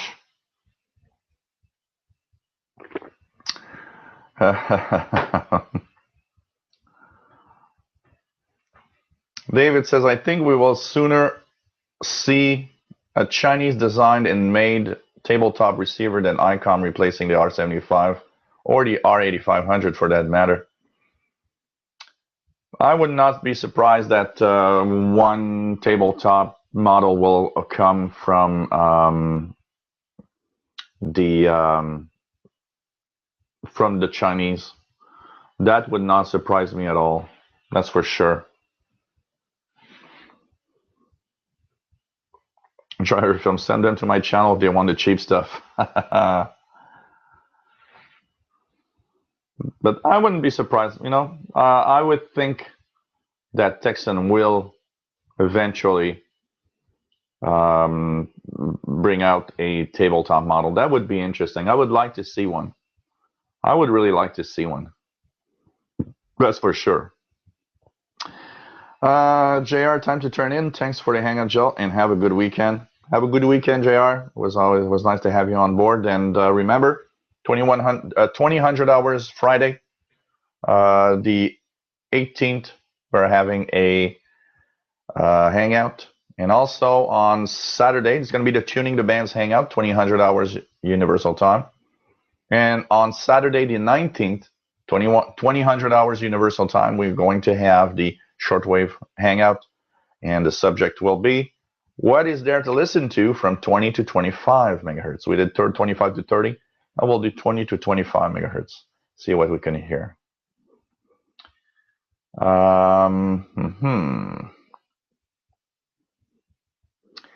Take care, Calvin. It was nice to have you on board also. And always nice to have everybody on board. Gerald says, I think Hycom is working on SDR of some sort, maybe a tabletop receiver. Yeah, well, they are already in that market with those little black boxes for SDRs. So eventually, maybe.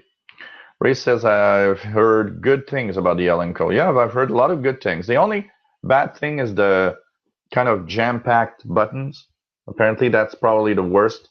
But if you don't, look at that, I will, I think the model itself, the radio itself is pretty good, for sure. There's no Hangout tomorrow. It's going to be next week, 18 and March 18, March 19, 2000 hours UTC.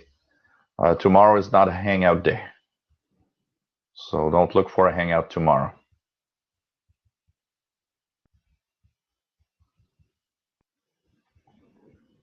Reynes says Texan make good radio, so I think they could pull it off. Yeah, I would think they could pull it off. Radioactive says we may have a tabletop from the Chinese that looks like the R8500. Yeah. Newzone says the Texan S2000 Ethon 750 is a Chinese desktop receiver. Yeah, of course, of sort. Yeah, that's true. The R75, Scotty DR6 says the R75 leaves a big hole in the market begging to be filled by the first available decent radios. So, yeah, that R75 does leave a very, very big gap of an affordable, because the R75, although expensive, when you look at the price it was compared to a lot of other tabletops, it was kind of in that little spot where, okay, maybe I can just get the cash to buy one of those. It was below 1,000. I think that above $1,000 market radios, there's not a lot of people that have the money to buy that. I get that all the time. People look at my ICOM 8500 and say, wow, I'll never have the money to buy that. And it is expensive, and you really have to love radio to buy a $2,000 radio. But the R75 was priced at a point where even if you're not sure, you think, a lot of people would say, well, I think I can get one. I think I can manage to just get enough money to get one. So it has for a tabletop, it's in a spot where it's not that expensive. It is, but it's not that expensive. Yeah, Radioactive. Starting next week, all the Hangouts are at 2000 hours UTC. And the reason why is because I want to keep the Hangouts at the same local time here. Because I start my Hangouts at 4 p.m. late afternoon here. And we're changing our time here in North America this weekend.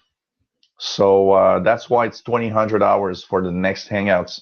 And that's going to be for all of the summer time, basically. So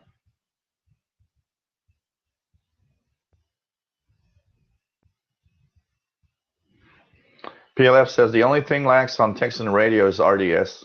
Yeah, that'd be nice. That's true. That would be nice to have a Texan receiver that has RDS for the FM band. That would be nice. I like that feature. It's fun. You look at the station, you have the ID. When they play songs, you see the title of the song. You have weather broadcasts, all sorts of things. I like that.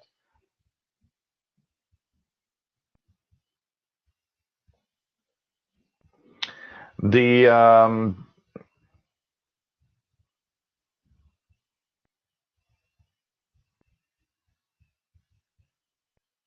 Mute Zone says RDS is not so good on my portable radios. In my opinion, the one on the Syngient's ATS1909 only gets strong stations. Yep, I've got the Radio Shack's DX398, which is a ATS909, and it does lock only on strong stations. But one of the crappiest radios that I have, that is the Degen DE1106. Well, it's not the crappiest, but I don't like it because it doesn't perform well for the type of radio. And I'm trying to see if it's in here somewhere. The Degen DE1106 should be somewhere here. And I don't see it, so I don't know. I probably put it somewhere else. I'm trying to look at the Degen. Where's the Degen? DE1106. So what you're talking about, by the way, the DX. Oh, okay, I see it. The DX, the ATS 909 is exactly this, which is this is a Radio Shack DX 398.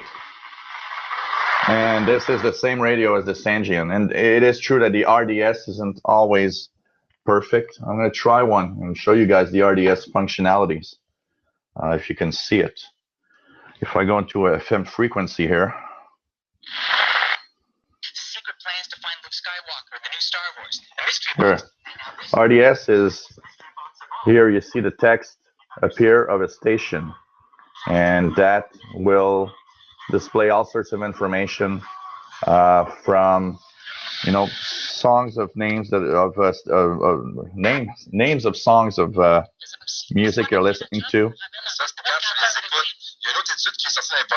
So here's another example. You see the text display at the bottom, and that's pretty cool, you know. But you see that it's losing lock sometimes. At the top it says RDS. So on this one, it's not very good. But on this radio, I don't like because it's not very good for the price that it costs. And it's the Degen DE1106, which is this. Unfortunately, it's a nice looking radio, but rather bad. And when you go on FM, this one is probably the best. Probably the best. Sorry, I'm gonna just put the music down. RDS decoding that I've ever seen, and it is amazing for that. So it here gives you the RDS on the top of the display here, and it's for that it's pretty good. And this one is it locks really well on RDS. So basically, the FM receiver is not bad for that, but apart from that, the receiver itself is, unfortunately, on shortwave. This thing is not very good. Degen DE1106 is unfortunately one of those radios that's, you know, I paid $100 for a receiver that's not worth it $100 at all. That I can tell you that. Scotty Tier 6, I have the ICOM PCR 100, PCR 1000, and PCR 1500. They are not SDR, only computer controlled. Oh, they are only, okay, I thought they were SDR. They're only computer controlled. Okay, so it's a radio in a box, computer controlled by a, okay. Well, it's not the same thing, for sure. V2 and Geo says, Elecraft KX3 have excellent receiver review. The Elecraft, yeah, looks nice also, for sure. PLF says mute zone. RDS works well on the G3. The G3 is the, by the way, the Grandic G3 is the Degen DE1106. And yes, RDS works well. It's one of the rare things that works well on that radio, unfortunately.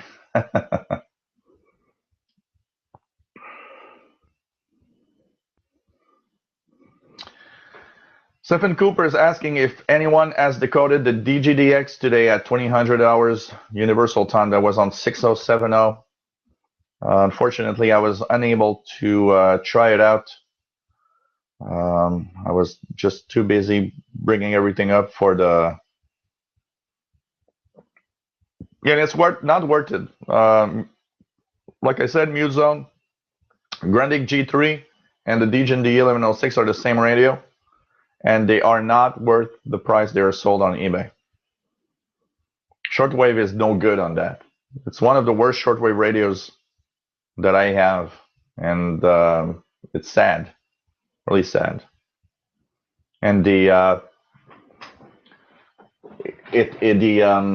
sync detector is horrible. It always unlocks. It's unlocking all the time, and I know there's a fix for that. Apparently, it's because it's off frequency. So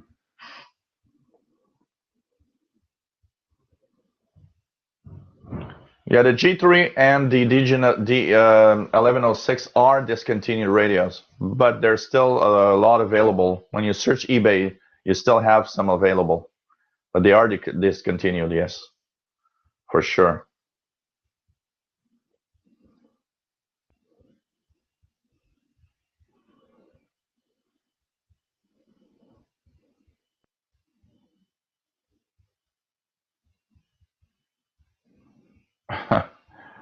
Scotty Tier 6 says, when I was most radios still had tubes. If you had a transistor set, you were cool. Yeah, that's an old time. Good old days. Yeah, for sure.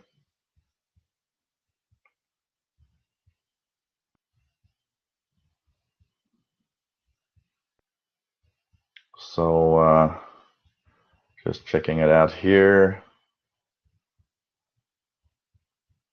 Okay, anybody else on the email or anywhere for comments? On email, we have Mark, that is in Vancouver, BC.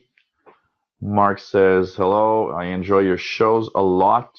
Is there a schedule somewhere so that I can always stay up to date? And if so, please let me know.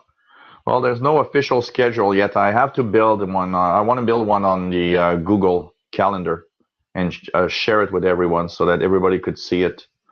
I really need to. The trick is to remember that Friday evenings, there's always a hangout. So every Friday, there's a hangout. It's just that the hangout is different. One week is the shortwave tuning the bands. The other week is the VHF or the wideband hangout. So every week, 2000 hours, you'll always have a hangout. It's the Saturdays. If you remember that every time I tune the bands, I tune the shortwave bands on Friday, there's a hangout on Saturday.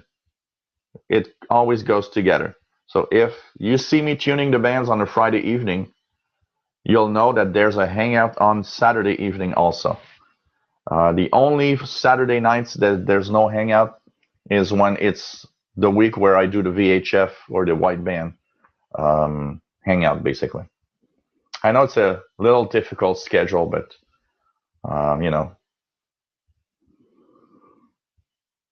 So there's somebody called 30 Zvirok, and saying I don't know what, because it seems to be like in Russian or something. So I don't understand Russian. I'm just gonna try to use Google Translate and see if I can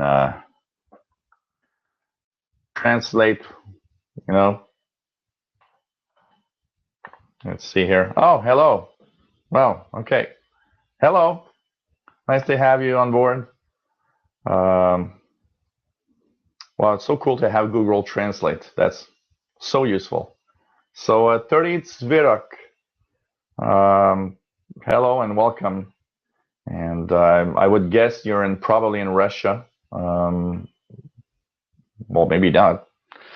If you can just tell us where you are. Always nice to know where everybody is. And that's from the comments on YouTube. So nice to have you on board, my friend. Really, really cool.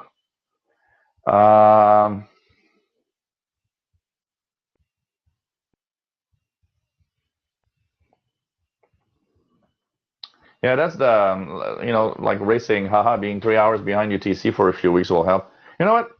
One of the things that I hate about changing time is you were always a little messed up at first on, that's why I like having a UTC only clock, because you just kind of, don't know what, you're a little messed up on the, okay, it's 5 hours or 4 hours for UTC, or I always, you're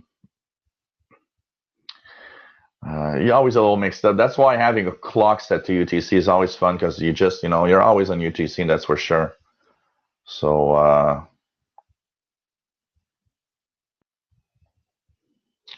Scotty Tier 6 says, I use a thing called Calarm to remind me of the Hangouts. Ah, that's interesting.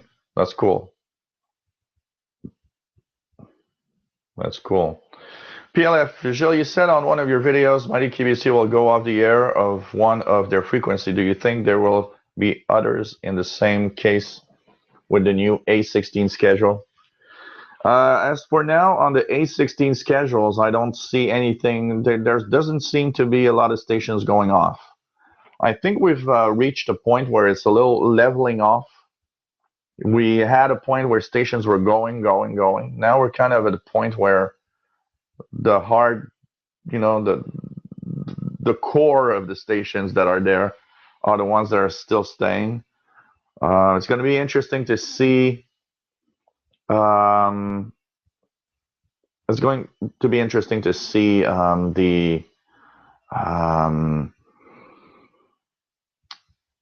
maybe the frequencies or maybe the number of transmissions per day. One of the things that's probably going to change in A16 for some stations, maybe they're not going to go off shortwave. They might use less transmitter hours. So it's going to be interesting to see what happens in A16 schedule. But from what I see now, we don't have a lot of losses. So there's not, we don't see those big guns stations that say, hey, we're leaving shortwave and that's it. For now, it's pretty stable. Let's hope that it stays like that for now. And it's true that the A16 schedule, for those that listen to shortwave, remember that at the end of March, we are going to the summer schedules for shortwave, which is the A16 schedules. So that's always a little mess up at the first weeks or two because you have to find where the stations go to. Some stations, it's easy. You remember they always go to the same frequency, summer, winter. But it's going to be interesting to see that for sure. Buster Brown, will there be any more SDR Hangouts? Well, I've not done really an SDR Hangout. Well, I understand what you say, talking about SDRs. If you mean like talking about SDRs as a subject, yeah, surely. And even I'm thinking of one of the, even many of the shortwave tuning the bands, I will probably do using the Soft 66 SDR. And as a subject, we will have a lot of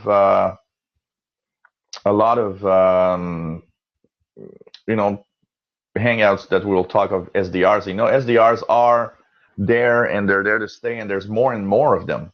So I think that that's going to be also interesting to see and talk about. So that's for sure.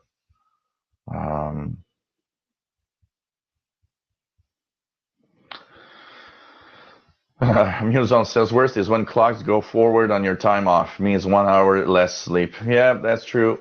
That's true. That is true.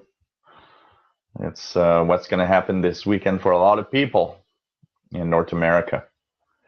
So, new activity here. Let's check it out. So, hello, my friend. Oh, from Belarus, Torit Svidok. Nice to have you, and it's cool to see you from Belarus. Really, really nice to have you on board, my friend. I'm the first on your channel. What is he talking about? I'm talking about radio and scanner radio, VHF, UHF, receivers, shortwave radio, anything radio. So if you stumble by accident here, we're talking about radios. Yeah, Stephen Cooper. I will do a SDR tuning the bands. Maybe not next week, but in the next few weeks there will be a tuning the bands of SDR for sure. I'm not sure yet exactly how I'm going to do it, but I'll figure out something. I think that's it's a lot of you have been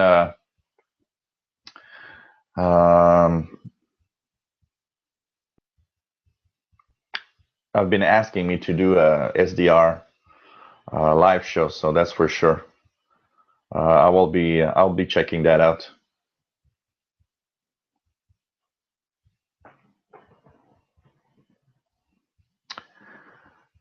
Scotty Tier 6 says Belarus, home of the amazing KAMAZ trucks.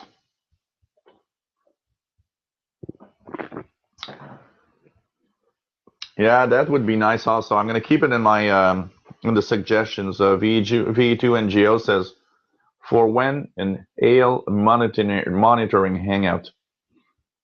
That could be nice too.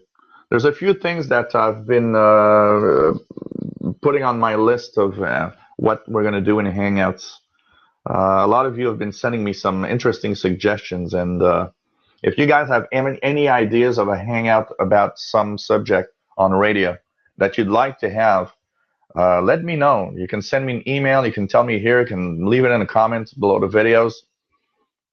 I'm open to every subject because even I, at some point, sometimes sit down and say, what the hell am I going to talk about next week? And have to figure out what could be interesting. So that's an interesting suggestion. And I think there's a lot of stuff we can talk about. So if you guys have any subject that you'd like to see a hangout about, let me know. I'll, with pleasure, I'm going to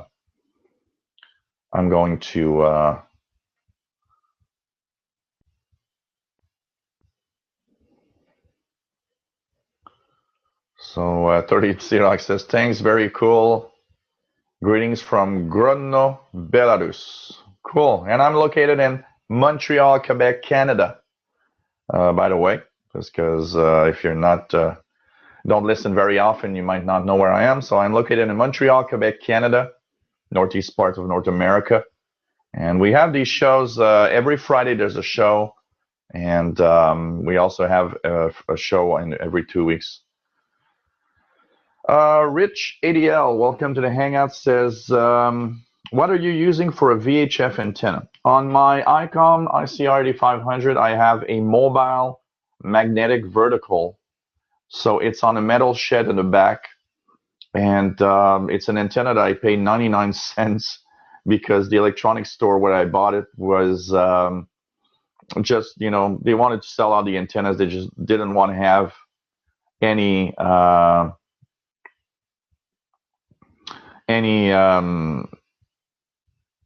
of those antennas, so I bought it for 99 cents, and I really, really regret not buying more than one. It's an amazing little vertical antenna. It's wideband. It's good for 30 megahertz up to about 1,300 megahertz. And so it's outside on the middle shed, so it's just above the top, the roof of the third floor building that I live in. And it's amazing. I receive that's what I use to receive the amateur radio satellites and all the satellites that I've been posting videos about. It's pretty amazing and works really, really well. Of course, I could have a better antenna. I think there would be better antennas than that, but it's still pretty amazing. And a friend of mine, has a discount, and he's not even receiving half of what I'm receiving. So I guess that I'm maybe not that bad finally. That's for sure. And on my little portable receivers, I have telescopic antennas that are wideband 30 to 1300 megahertz that I use on my ICOM ICR20 and on many of my radio scanners. So that's pretty much what I have. Scotty Tier 6, about a tube radio hangout. That is true. That I've never thought about that. Yes, that would be nice. A tube radio hangout. Talk about tube radios, old receivers. That could be nice. That could be a very interesting hangout, actually. Talking about old receivers, old tube radios. That would be really, really nice. That's for sure. And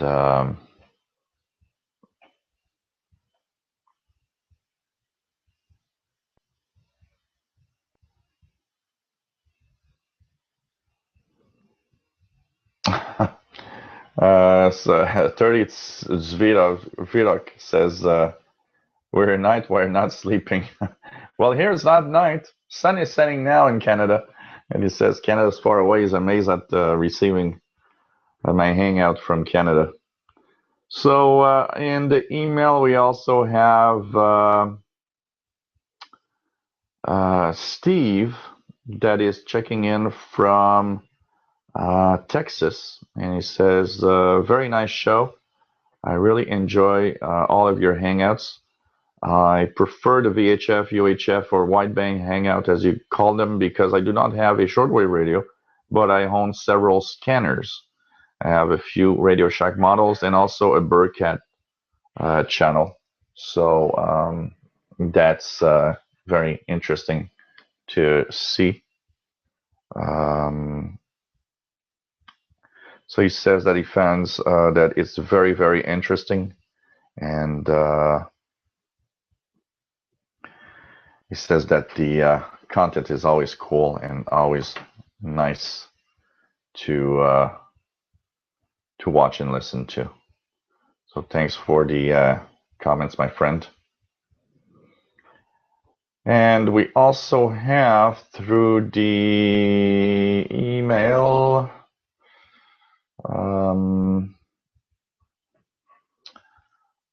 Frank, that is in Utah. Frank says, one question that I have for you. I own a 20-year-old Radio Shack scanner. It can receive VHF low, VHF high, and also UHF up to 800 megahertz. I see that a lot of the communications are trunked. Do I really need a new scanner, or is it better for me to buy a new scanner, or should I just keep my radio that I have now and it works fine? You know what? I have a lot of difficulty justifying or telling anyone you should buy a new scanner radio because it's expensive. And you know what? Yeah, trunk scanners are going to be useful because you'll be able to more easily follow communications from different companies and groups, but they're expensive, and I think your 20-year-old scanner is still a great radio. You can still, most trunk systems are not encrypted, they're just trunked, so it means that you got to follow the frequencies they're going through. Even though it's better on a trunking scanner, you can still listen to a conversation of a trunked, system with a regular scanner. It's just a little more effort because you got to find every time where they're moving in frequency. But one of the things that happens very often when there's not a lot of people on the trunk system, very often they do through with three communications, and you see that they're always in the same frequency for a while. So, I think you should just keep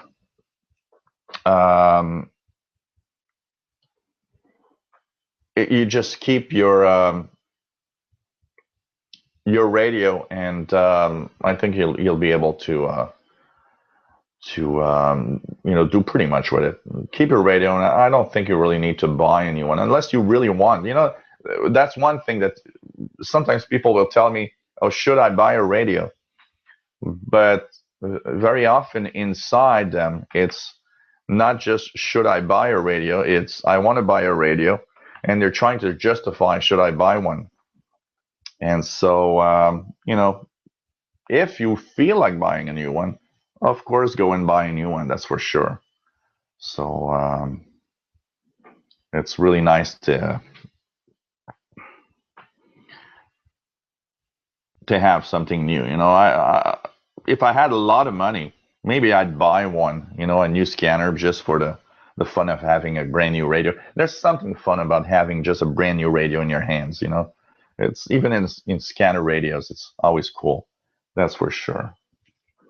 That's for sure. So, don't hesitate to buy a radio if you feel like you want to have a new scanner. But your 20-year-old scanner is quite fine. I don't think, you should invest. If you want to buy something, you should invest into a little, dongle, a little RTL dongle that's very inexpensive, like, $10. And you're going to get a full range scanner on your computer using a software called SDR Sharp or HD SDR. It's not expensive, and you'll have something that's really, really amazing, basically. I think that would be a better buy than buying a new scanner for sure. So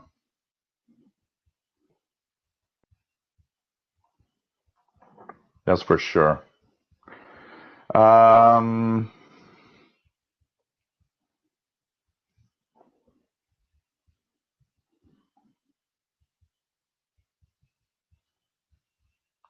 PLF, and you can tune to your tube radio, Jill. Yeah, you know what? A tube radio hangout. I will make place on my table here with my radios, and I'll just put all the tube radios I have. You know what? I have maybe 8 or 9 tube radios here. One with shortwave, but the others are all. The one on shortwave doesn't work right now. There's a problem in it, and I can't pinpoint it. It doesn't work well. But the other ones are medium wave radios. So I'm just going to put all the radios here, and we'll be able to enjoy a night of checking out tube radios and talking about tube receivers. This is nice. That's for sure. Driver films. I plan to, even if I don't buy anything, might get my CB set up and do a vid or something. Yeah, that would be nice, for sure.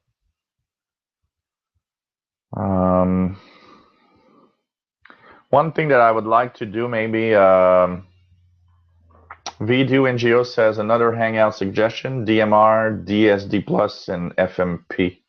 Yeah, and I got to keep all these suggestions, and as we go by with the time, we'll do stuff. And there are areas where I'm not very good. And my knowledge is not very good on that side. So some of them will need more help from you guys that know what you're talking about more than me in some areas. But that's for sure. Driver Film says, I've got an idea for a video. I'll private message you about it next at some point. Okay, cool. That's cool. Why not? Mute Zone says, was it me or did I hear DX meow before? I actually haven't heard him meow, and this cat doesn't meow. It's like every time he meows, it's like a very small meow. You're not even sure you heard him meow. It's just incredible. This cat is just doesn't say anything. It just doesn't meow at all. It's barely. And I don't know if you guys heard him, but I didn't hear him for sure. Mute Zone, a retro computer hangout. Just got myself a Commodore Amiga again. I can't let go of the past. Oh, you know what, Mute Zone? You have an amazing idea. I've got a channel that I've posted videos of Commodore games and Amiga games. You know what? That could be fun. Retro computer hangout. You just given me an amazing idea, Mute Zone. I don't know why I never thought about it. I've got a Commodore 128. I've got an Amiga 500. I've got a Atari 1040 ST. And we could talk about, old computers. We could talk about, emulators and all sorts of things, even old game consoles. Oh, yeah, that would be cool. I think some of you might find that really interesting for sure. For sure. Cheryl says regenerative shortwave radios are fun to use, picks up everything. Never had one. That would be cool. Scotty Tier 6 says, Muse on good idea. I'll set up my Counter 64 with the SWL log cartridge. It's been a while. Take care, Driver Films. It was nice to have you on board. So you know what? I'll be setting up something in the next few weeks, and we'll have a retro computer hangout, and we'll talk about those old games, consoles, and stuff. And I'll probably do it in my living room, where we'll be able to see on my TV screen old games and screens of these old computers and machines. I think that's going to be really nice. Muzone says great stuff because I also collect old consoles. Yeah, that would be really nice. I think I'm going to do that. I promise you guys I'm going to do something like that. 8-bit Hangout. Yeah, Drago got it right. Well, the Amiga and the Atari are 16 bits, but, 8-bit Hangout. That would be nice. I'm up for it for sure. So I'll set it up in the living room at one point where we can see all of my computers if we need to see the screen. And I think it's going to be really, really nice. David says, liking the idea of the retro computer hangout. Not my main interest, but still sparks my curiosity. That's for sure.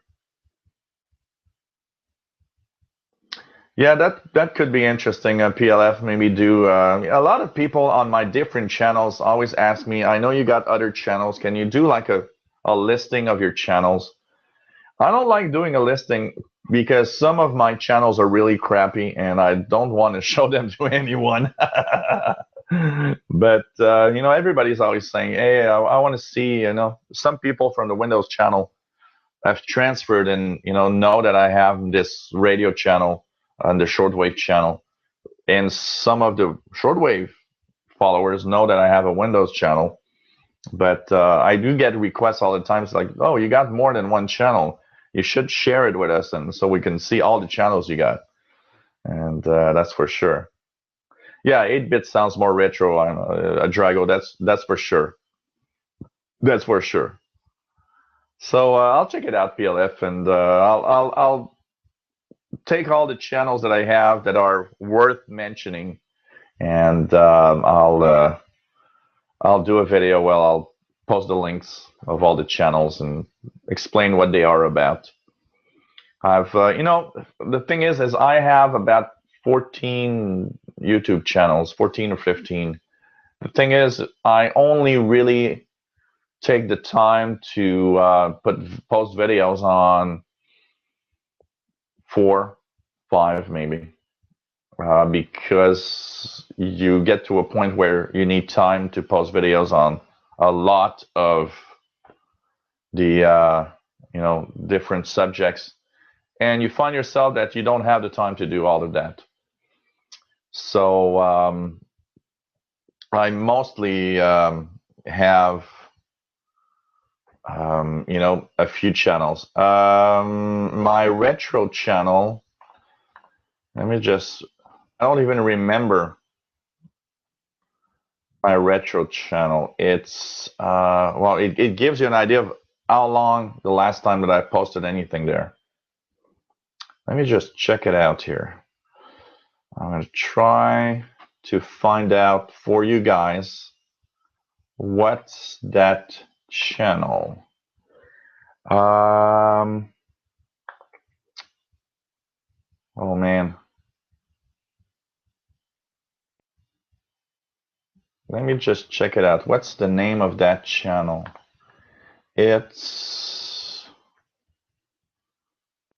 I think this is the channel. I'm just gonna check it out. Is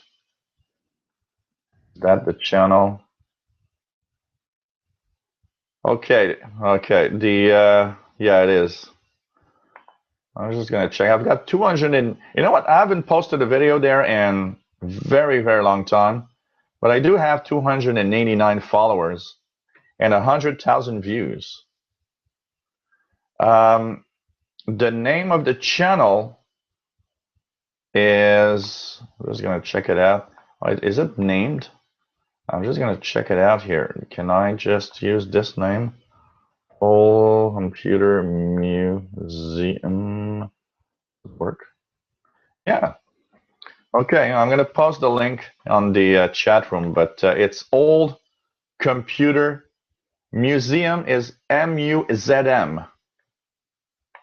And there it goes. This is the channel. It's and the top of it is the banner at the top of the channel is the Atari 1040 ST. So so Old Computer Museum, MUZM is the channel, and I have lots of games there, but it's, I find it's kind of a little crappy. Don't put your hopes too high. And it's mostly old games that I posted that I'm playing. A lot of them that I'm really not good at. So, but check it out, and hope that you still find it interesting. And to give you an idea of how people on YouTube, guys on YouTube, are obsessed with sex, one of the most popular videos on that channel is a strip poker game from the Commodore 64. So imagine a Commodore 64 graphics of strip poker. 2,000 views. Okay. And the last time I posted a video was a year ago. So gives you an idea, guys. It's a long way off. I can tell you that. But I think that could be interesting. You're giving me the you're giving me the idea that maybe I want to go back and do more videos for sure. 7 per hour is daily motion going, Jill. It's interesting. Daily motion is very different from YouTube in many aspects. On YouTube, you can just dump 200 videos a day if you want, and they don't care.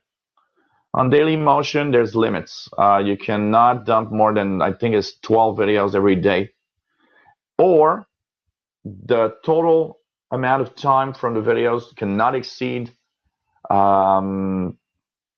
hours every day. So there's a limit there, and it's okay. I mean, it's probably it's a way for them to also not want to have all sorts of crap. It's interesting because the monetization, to give you guys an idea, okay, of monetization on YouTube. When I started YouTube 5 years ago, monetization would give me in general about $5 to $6 for every 1,000 views, every 1,000 impressions of ads. Okay, so every time there would be 1,000 ads viewed on YouTube on my channels, it would be about $5 to $6. Now it's just so crappy that it barely makes $2 per 1,000 views. The good and the bad in there is that it's bad because the more it goes, the less AdSense is paying. And it's really horrible, the amounts they're paying now. But what compensates for me is that I'm making about the same amount of money that I made about 2 years ago, for the only reason that, yeah, 2 years ago, AdSense gave me $4.50 per 1,000 impressions. Now it's like a $1.95 average. But I have 4 times more views now than I had 2 years ago. So it kind of compensates in a way, but it's really bad. What I'm surprised at that Daily Motion, I've only been there for 10 days now. And a lot of my Windows people did follow me to Daily Motion and subscribe there in case something happens. And the average monetization on Daily Motion is about $5 per 1,000, which is better than YouTube, which makes me want to really work hard to do stuff on Daily Motion much more than on YouTube, for sure. David says, what about a hi-fi hangout? I spied a big speaker near the radio shelf on another hangout recently. Over the last months, I've totally revamped the living room hi-fi with a turntable, cassette deck, and a Sony unit with AM/FM tuner, CD player, mini disc. Very satisfied how it sounds. Yeah, that could be cool. That could be cool. I've got the hi-fi system here. Don't look at the weird everything that's there, but look, I've got an hi-fi system here. There's a speaker here. That's the That's a 90. I bought that in 1989. It's a nice 100 watts per channel amplifier with CD player and everything. So I've got one speaker here and the other one's on the other side over there, but I still use that a lot. There's a turntable on the top. I love listening to good vinyl records on that turntable, and that could be an idea for sure. Well, now that you guys are you know, subscribing to my gaming channel, you know what? I'm gonna start doing videos again. I think that could be fun. Oh yeah, Space Taxi on the Commodore 64 was cool. Hey, Taxi! It really talked. I remember that. Oh man, Space Taxi that was a fun game actually. I liked Space Taxi. It was kind of cool. Space Taxi and on the Commodore 64, one of my favorites for those that know a bit of Commodore 64, the Great Gianna Sisters. I really love that game, and I still play. I put the emulation on my other computer, and if I don't want to hook up the Commodore, I can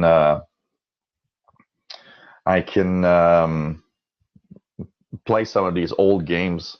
I've downloaded from a torrent for anybody that has a Commodore and wants to use a Commodore emulator. On torrents, you've got the complete game set of Commodore. It's like 26,000 games or something.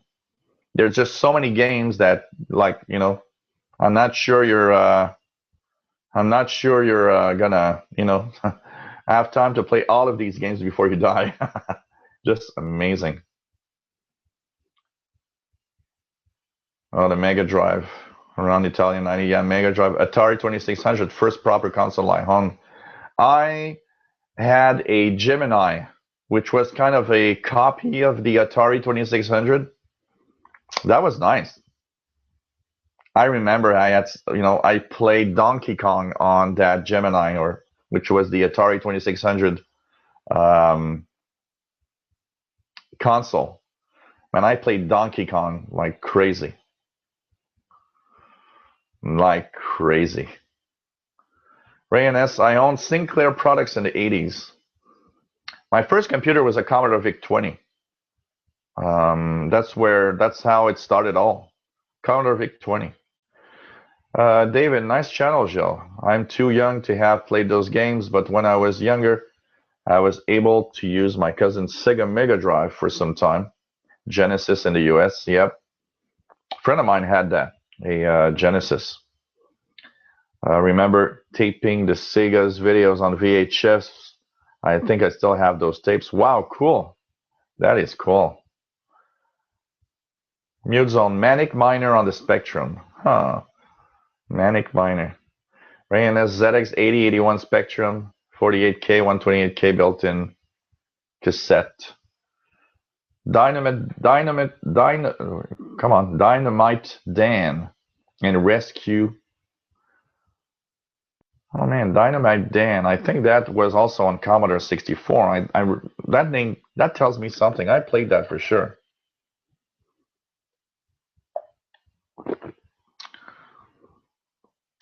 Scotty 06. I used to play Flight Simulator on the ZX81.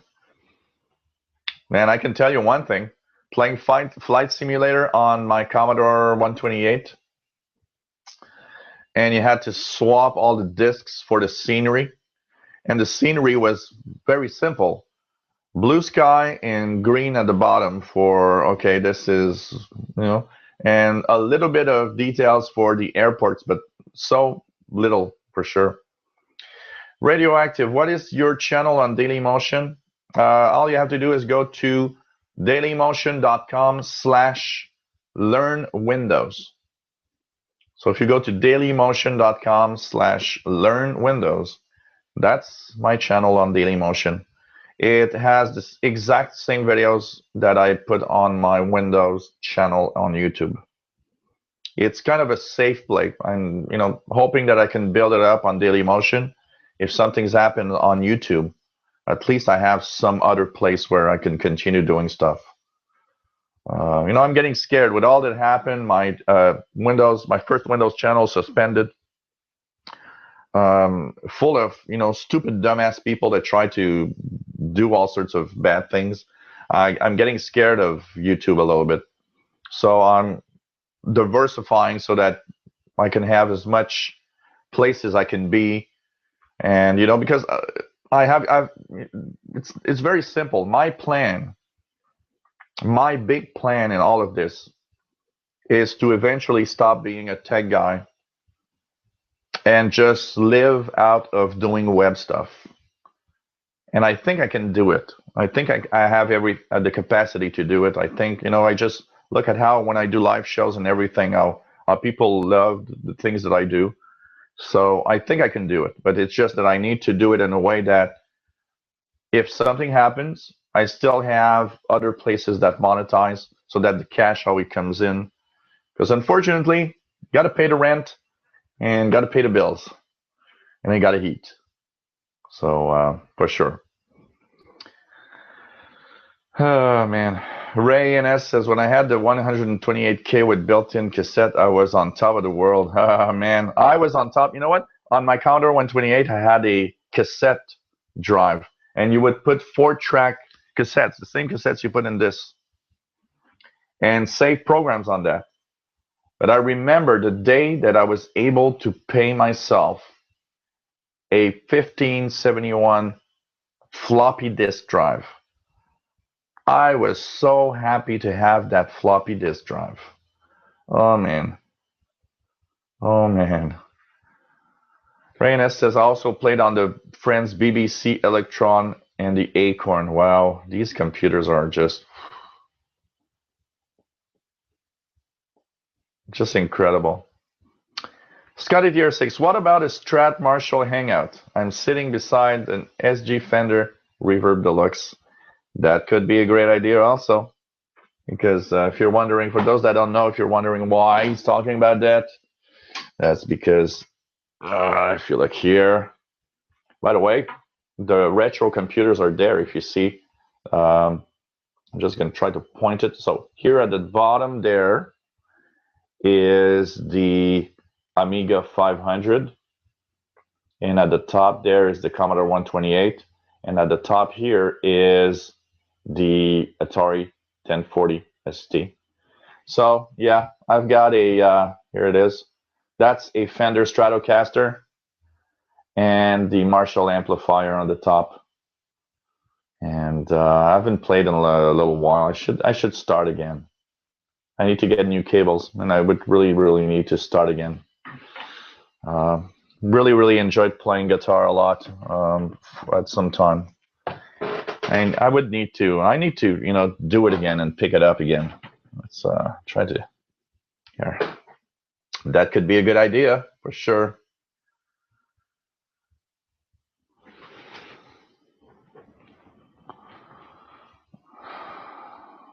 Mercurius says, when I got the ZX81, I did not get out of the house for a week. Oh man, when I got the Commodore computer, the Commodore VIC-20, I remember my I had a Commodore VIC-20, and a friend of mine, my best friend, would come over, and I mean, it would be like, you know, 50 degrees in the house in July because we didn't have any air conditioned, and even though it was hot as hell, we would spend the whole day in-house programming and just going with that computer. And then the reverse went because he had a Commodore 64, and I would go to his house and we would spend hot summer afternoon playing. I remember one of the games that were just amazing, Activision's Decathlon, where you would have to really, you know, go with that little joystick to run at the end for the 1,500-meter run. Oh man, we would do that in the summer, and it was really hot for sure. V2NGO Maniac Mansion. Oh yeah, Maniac Mansion was one of the first games, adventure games that I just got crazy. I did Maniac Mansions many times, and you know what? You're gonna laugh at me, guys, but I actually plugged in my Amiga 500 about a month and a half ago for the only purpose of loading Maniac Mansion and playing it again from beginning to end. And you know what? I love today's 3D games and everything. They are really cool. For some reason, I don't know if it's because I was young or because the simple graphics you had to have an even more interesting storyline. But I still find that these games like Maniac Mansion are just so amazing and, putting you in another world doing something in these adventure games. Man, that was cool. Mute Zone says the Amiga was the one that gave me the best memories of gaming. Amiga is a nice gaming machine. For retro gaming, the Amiga 500 is amazing. That's for sure. Ray and S, programming Killer Cornflake in BASIC on the Sinclair. I remember all the Compute Gazette magazines, Ahoy magazines, Compute magazine. I remember I would just, go to the bookstore and ask like every day when I was like 15 or 14 years old. I would ask every day, is there a new Compute Gazette? Is there a new Ahoy? That guy must have been so annoyed at me going there every day, seeing if there's a new one all the time. And I would, spend hours programming all these basic programs, and just amazing, man, when you think about it.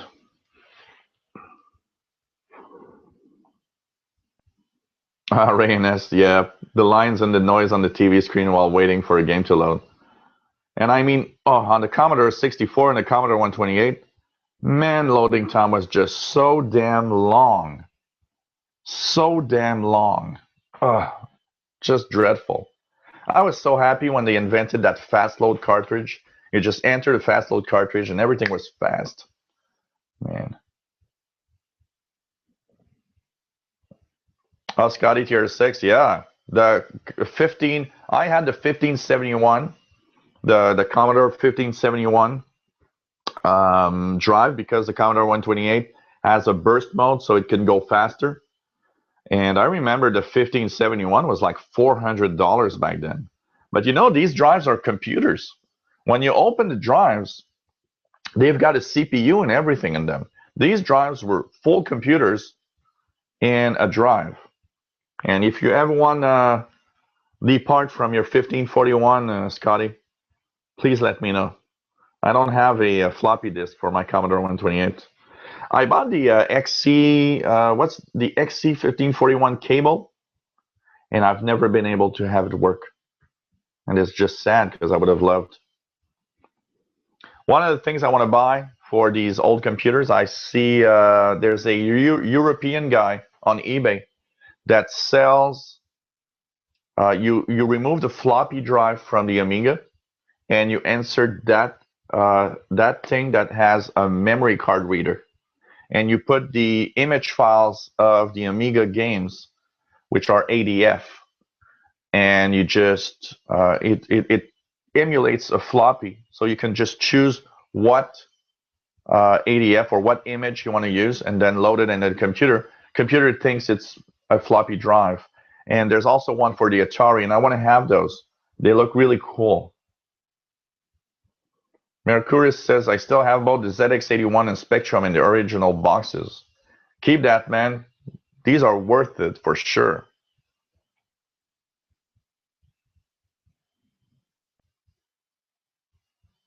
Scotty Tier 6 says, add in the BTUs from the 8-bit madness and you're talking real heat. Yeah, for sure. Mute Zone, Decathlon, I broke a joystick playing that game. Yeah, you would break the joysticks. That was just damn incredible, especially that 1500-meter race when at the end you have to, you made a real exercise with that. You really made real exercise with that. I can tell you that. Oh, man. Mute Zone says, nothing wrong with playing Manic Mansion on the original hardware. That's why I still get the old stuff. Yep. I've got emulators. But for me, the fun of playing these are on real machines. I don't want to play it in an emulator. Yeah, it's cool to have the emulator. I mean, sometimes you just want to, you don't want to take the time to plug in all the, because I would need actually, I need a new TV here in my room that I can plug all of these and they're all, ready to go. Right now, it's not the case, so I have to, take it, go into the living room, plug it on the TV. It's, so I just turn on the emulator to do it. But I much prefer playing a game on the original, on the hardware. That is cool. That is the cool thing for sure. Newzone says this generation of consoles, PS4, Xbox One, is very disappointing in my view. Only a handful of good games so far.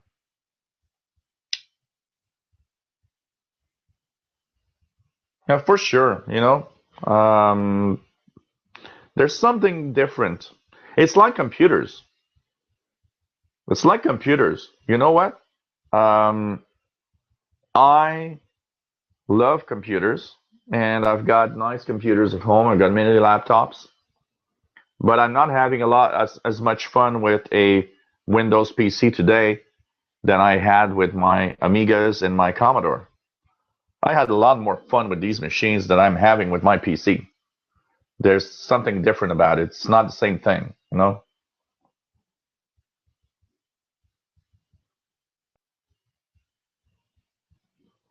VE2NGO, is there any use for a Commodore 64 with radio nowadays? Well, there's if you have the SWL cartridge, you can decode the radio teletype and Morse code. So there could be that use. Oh man. Newzone says GoTech Drive, floppy drive emulator, just got one. Got to try it to set it up tomorrow. Ah, that's interesting. Mercurius says during the late 80s, I used the Spectrum for decoding press agencies' bulletins transmitted in RTTY and shortwave. Oh, I used to own, and I never understood what happened to that cartridge, but I used to own the SWL cartridge for the Commodore, and I remember reading very, almost once a week, I would see the French press sending out their news in French in the 13 megahertz band, just below 14 megahertz, just below 20-meter band. And man, I would love. It was so cool. I remember finding it so cool to see on the screen, and then my Commodore 64 could decode some digital stuff on the shortwave bands. Scotty Tier 6-star Shell, I still use my 1541. I also have the 1541 emulator that uses SD card. It works great. Yeah, that's what I should probably buy, I guess. The SD card version, and I just put all the image files there for sure. So, oh, that's interesting. I'm gonna check that out. YouTube. Okay. Oh, that's nice. I'm gonna keep these channels for sure. Interesting. Oh, this guy has a lot of stuff. Wow. Really cool. Newzone says original hardware equals Windows not interrupting you with update message when playing on an emulator. Yeah. Well, they couldn't because they weren't plugged on the web or anything. But I did have a lot of fun on BBSs with those machines, though. I remember spending evenings going on bulletin board systems with my Commodore 128. Man, I loved that. I remember I was so happy to have a 2400 baud modem. I always remember that was the fastest thing you could plug on a Commodore 64 because it couldn't follow. It couldn't go faster than 2400 baud. Machine was not fast enough. But man, I love that. I love that going on bulletin boards and everything. It was cool. Scotty Tier 6 says, I still work up a sweat playing Call of Duty, and I'll be 60 on my next birthday. Growing old is mandatory. Growing up is optional. Yep, that's for sure. That's for sure.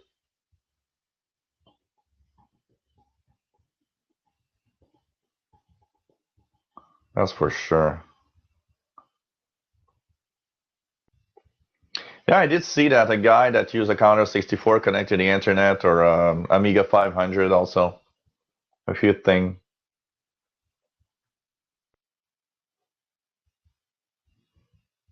Pretty amazing. That's what I started with, the Scotty Tier 6, the 300 baud pocket modem. I would plug it in on the Commodore 128 and would go on to bulletin board system. And then I upgraded because I saw a ad in Compute's Gazette, and there was this special on, I think it was a store in Toronto or something.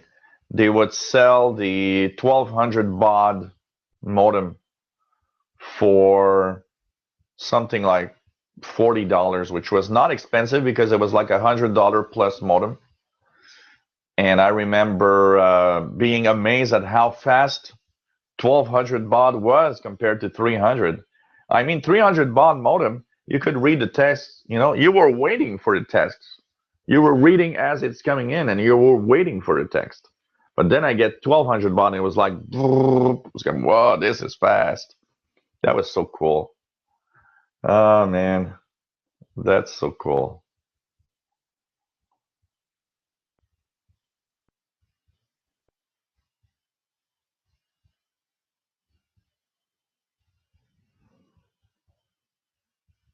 That is so cool. Let's check it out here. So, if we look at the email, we have Bullseye is subscribed to my VHF channel. That's cool. What do we have here? We have 30 Zvirok says, beautiful cat. Yes, DX the cat is a very beautiful cat. I love this cat. And he's always welcome in my home. We have Ben that is in Florida and says, hi, I've been watching since the beginning. Man, that your talk about old radios, old computers, and especially the Amiga 500, which was my first ever computer, brings back a lot of memories. Unfortunately, I sold my Amiga 500 many years ago, but now I wish I hadn't. You know what? The Commodore 128 that I have here is the original one that I had when I was young. So that's the Commodore 128 that I got in 1985, and it still works great. Maybe a little loose in the power connector, but works pretty good. On the other two computers, the Amiga 500, I bought that at a garage sale. I came up to the garage sale and I looked and I said, "Wow, this is the Amiga." And but I thought it didn't have anything. So I look at the guy and say, "Hey, how much are you asking for the Amiga?" So he looks at me and says, $20. So I'm like, $20, okay. And he takes this huge bag and says, look, and all of this comes with it.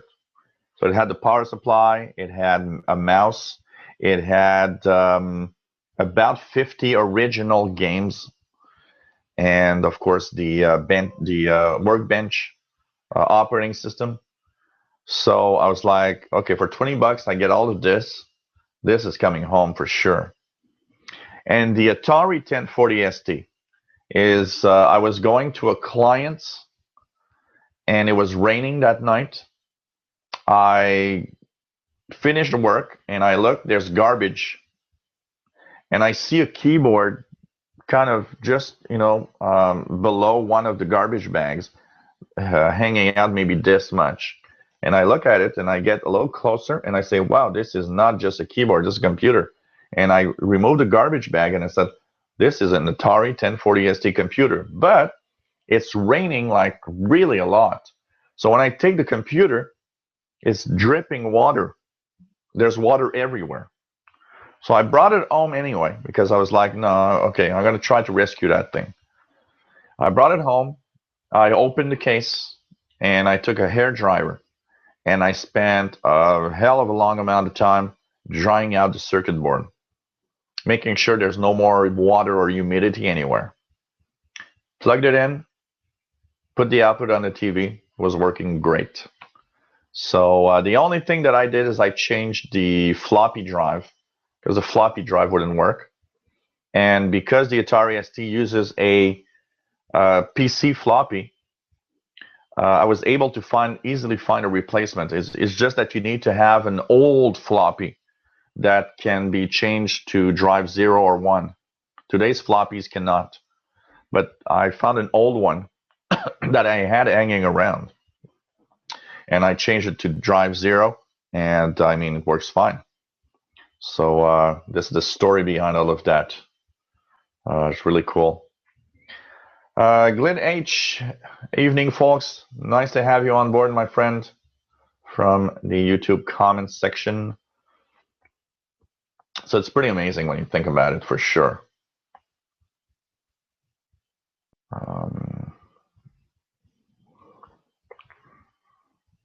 Scotty Tier 6 says, my buddy Dr. Science was visiting me and we connected to the Cray in Ottawa with the Commodore 64 using the pocket modem. That was cool. That was cool. You know, the first time I used a modem, because for a long time I had a 300 baud modem, and I don't know where it came from. I had a 300 baud modem, and I don't remember where it came from. And I didn't know anywhere to call. I didn't even know bulletin board systems existed. So the first time that I was using a modem, I actually was writing a bulletin for the Club en cours du Québec. COCQ was the Quebec French language shortwave club in the 80s. And I was the one that for a long time was on the log section. I'd receive everybody's loggings, would put them in order, and would send them by modem to a computer in Chicoutimi, Quebec, because that's where they would look for the articles. People would log in. If you had a modem, you could send all of that with the modem instead of sending it on paper. And that's the first time I used the modem. I logged in and was just so happy I could see the text appear. That was like magic. You know, the first time you connected to another computer with a modem was like, wow, this is so cool. You know, today is just so dumb when you think about it because the internet were connected all the time. But back then, you were not connected to anywhere. So when you had a modem and you would connect to another computer, that was so cool. That was really cool. I remember finding it so cool to connect there, for sure. Scotty Tier 6 says, my buddy, yeah, I read that. Drago, connected with a friend using the communication software. My first experience chatting online, so to speak. Oh, man, just amazing.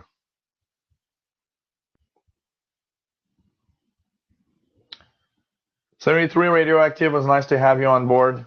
And see you next Friday, the 18th, for the next Hangout 2000 hours UTC, tuning the shortwave bands. Yep, for sure, David, I'm going to check those channels for sure. I often go on channels where I see guys with, you know, talking about old vintage computers and stuff. I actually even put up an ad once on Kijiji to ask if anybody had old consoles from the 80s or old computers that I would take them, you know, if they wanted to just depart and give them away because they didn't know what to do with them. I would just go and pick them up and never had anybody come back. But that would be really, really nice. Bullseye 101 says BBS were awesome in the old days. Yeah, they were.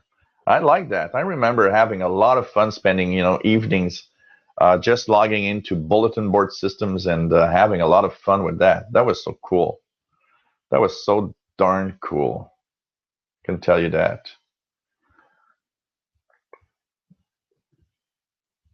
Oh yeah, that tells me something, Gerald. The net zero free internet on a CD from the early 90s. Yes, I did at some point get with something like that. I do remember that. Man, that was so weird. Scotty here 6, you should check out the BBS the documentary. It shows the whole history of this stuff right from the beginning. I'm gonna check that out. I'm gonna check it out on my big screen TV later on.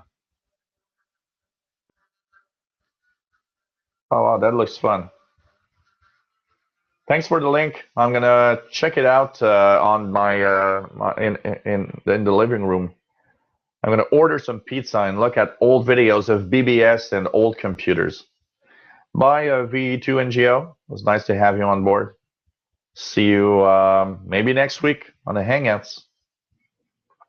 Wow, this is so cool. I think I'm gonna have an old retro gaming and just plain old fun tonight, watching old stuff like that. That's just so cool. Brings back a lot of memories when you think about it, that's for sure. Really a lot. I can tell you that.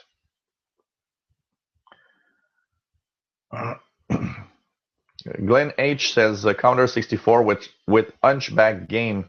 Spend hours on that. You can complete it in 15 minutes now. Oh man,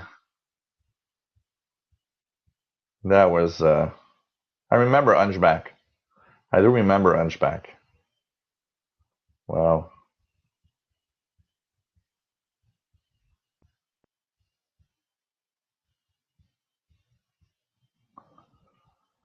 So hey guys, I'm going to say bye bye for tonight. Hope you enjoyed today's show. Yes, the episode, Glenn, is uploaded automatically on the channel. So as soon as I end the channel, I end the Hangout, is going to be automatically on the VHF UHF channel. It's not on the shortwave channel. It's on the other channel, the VHF UHF. Just and you're gonna be able to watch most of it. We talked about 30 to 50 megahertz, 54 megahertz, what's to listen, and a lot of stuff. So, oh man, the Commodore PET computers, the black and green screen. Drago says the wideband radio hangout has been hijacked by retro gaming. And that's okay. And that's what I love about the hangouts. I don't like hangouts that are always, fixed subject and you have to stay on subject. I like talking about pretty much everything. So now the cat just meowed, by the way. And I think it's because it doesn't have any more food. So take care, everyone. It was nice to have you on board as usual. And next Friday, 2000 hours Universal Time, tuning the bands. So next Friday, March 18th, if you want to join me for tuning the bands on shortwave. And I'm going to work on that, guys. I'm going to have a retro hangout for sure. I'm going to have a retro hangout. We're going to talk about old computers. I'm going to have fun with that. So take care, everyone.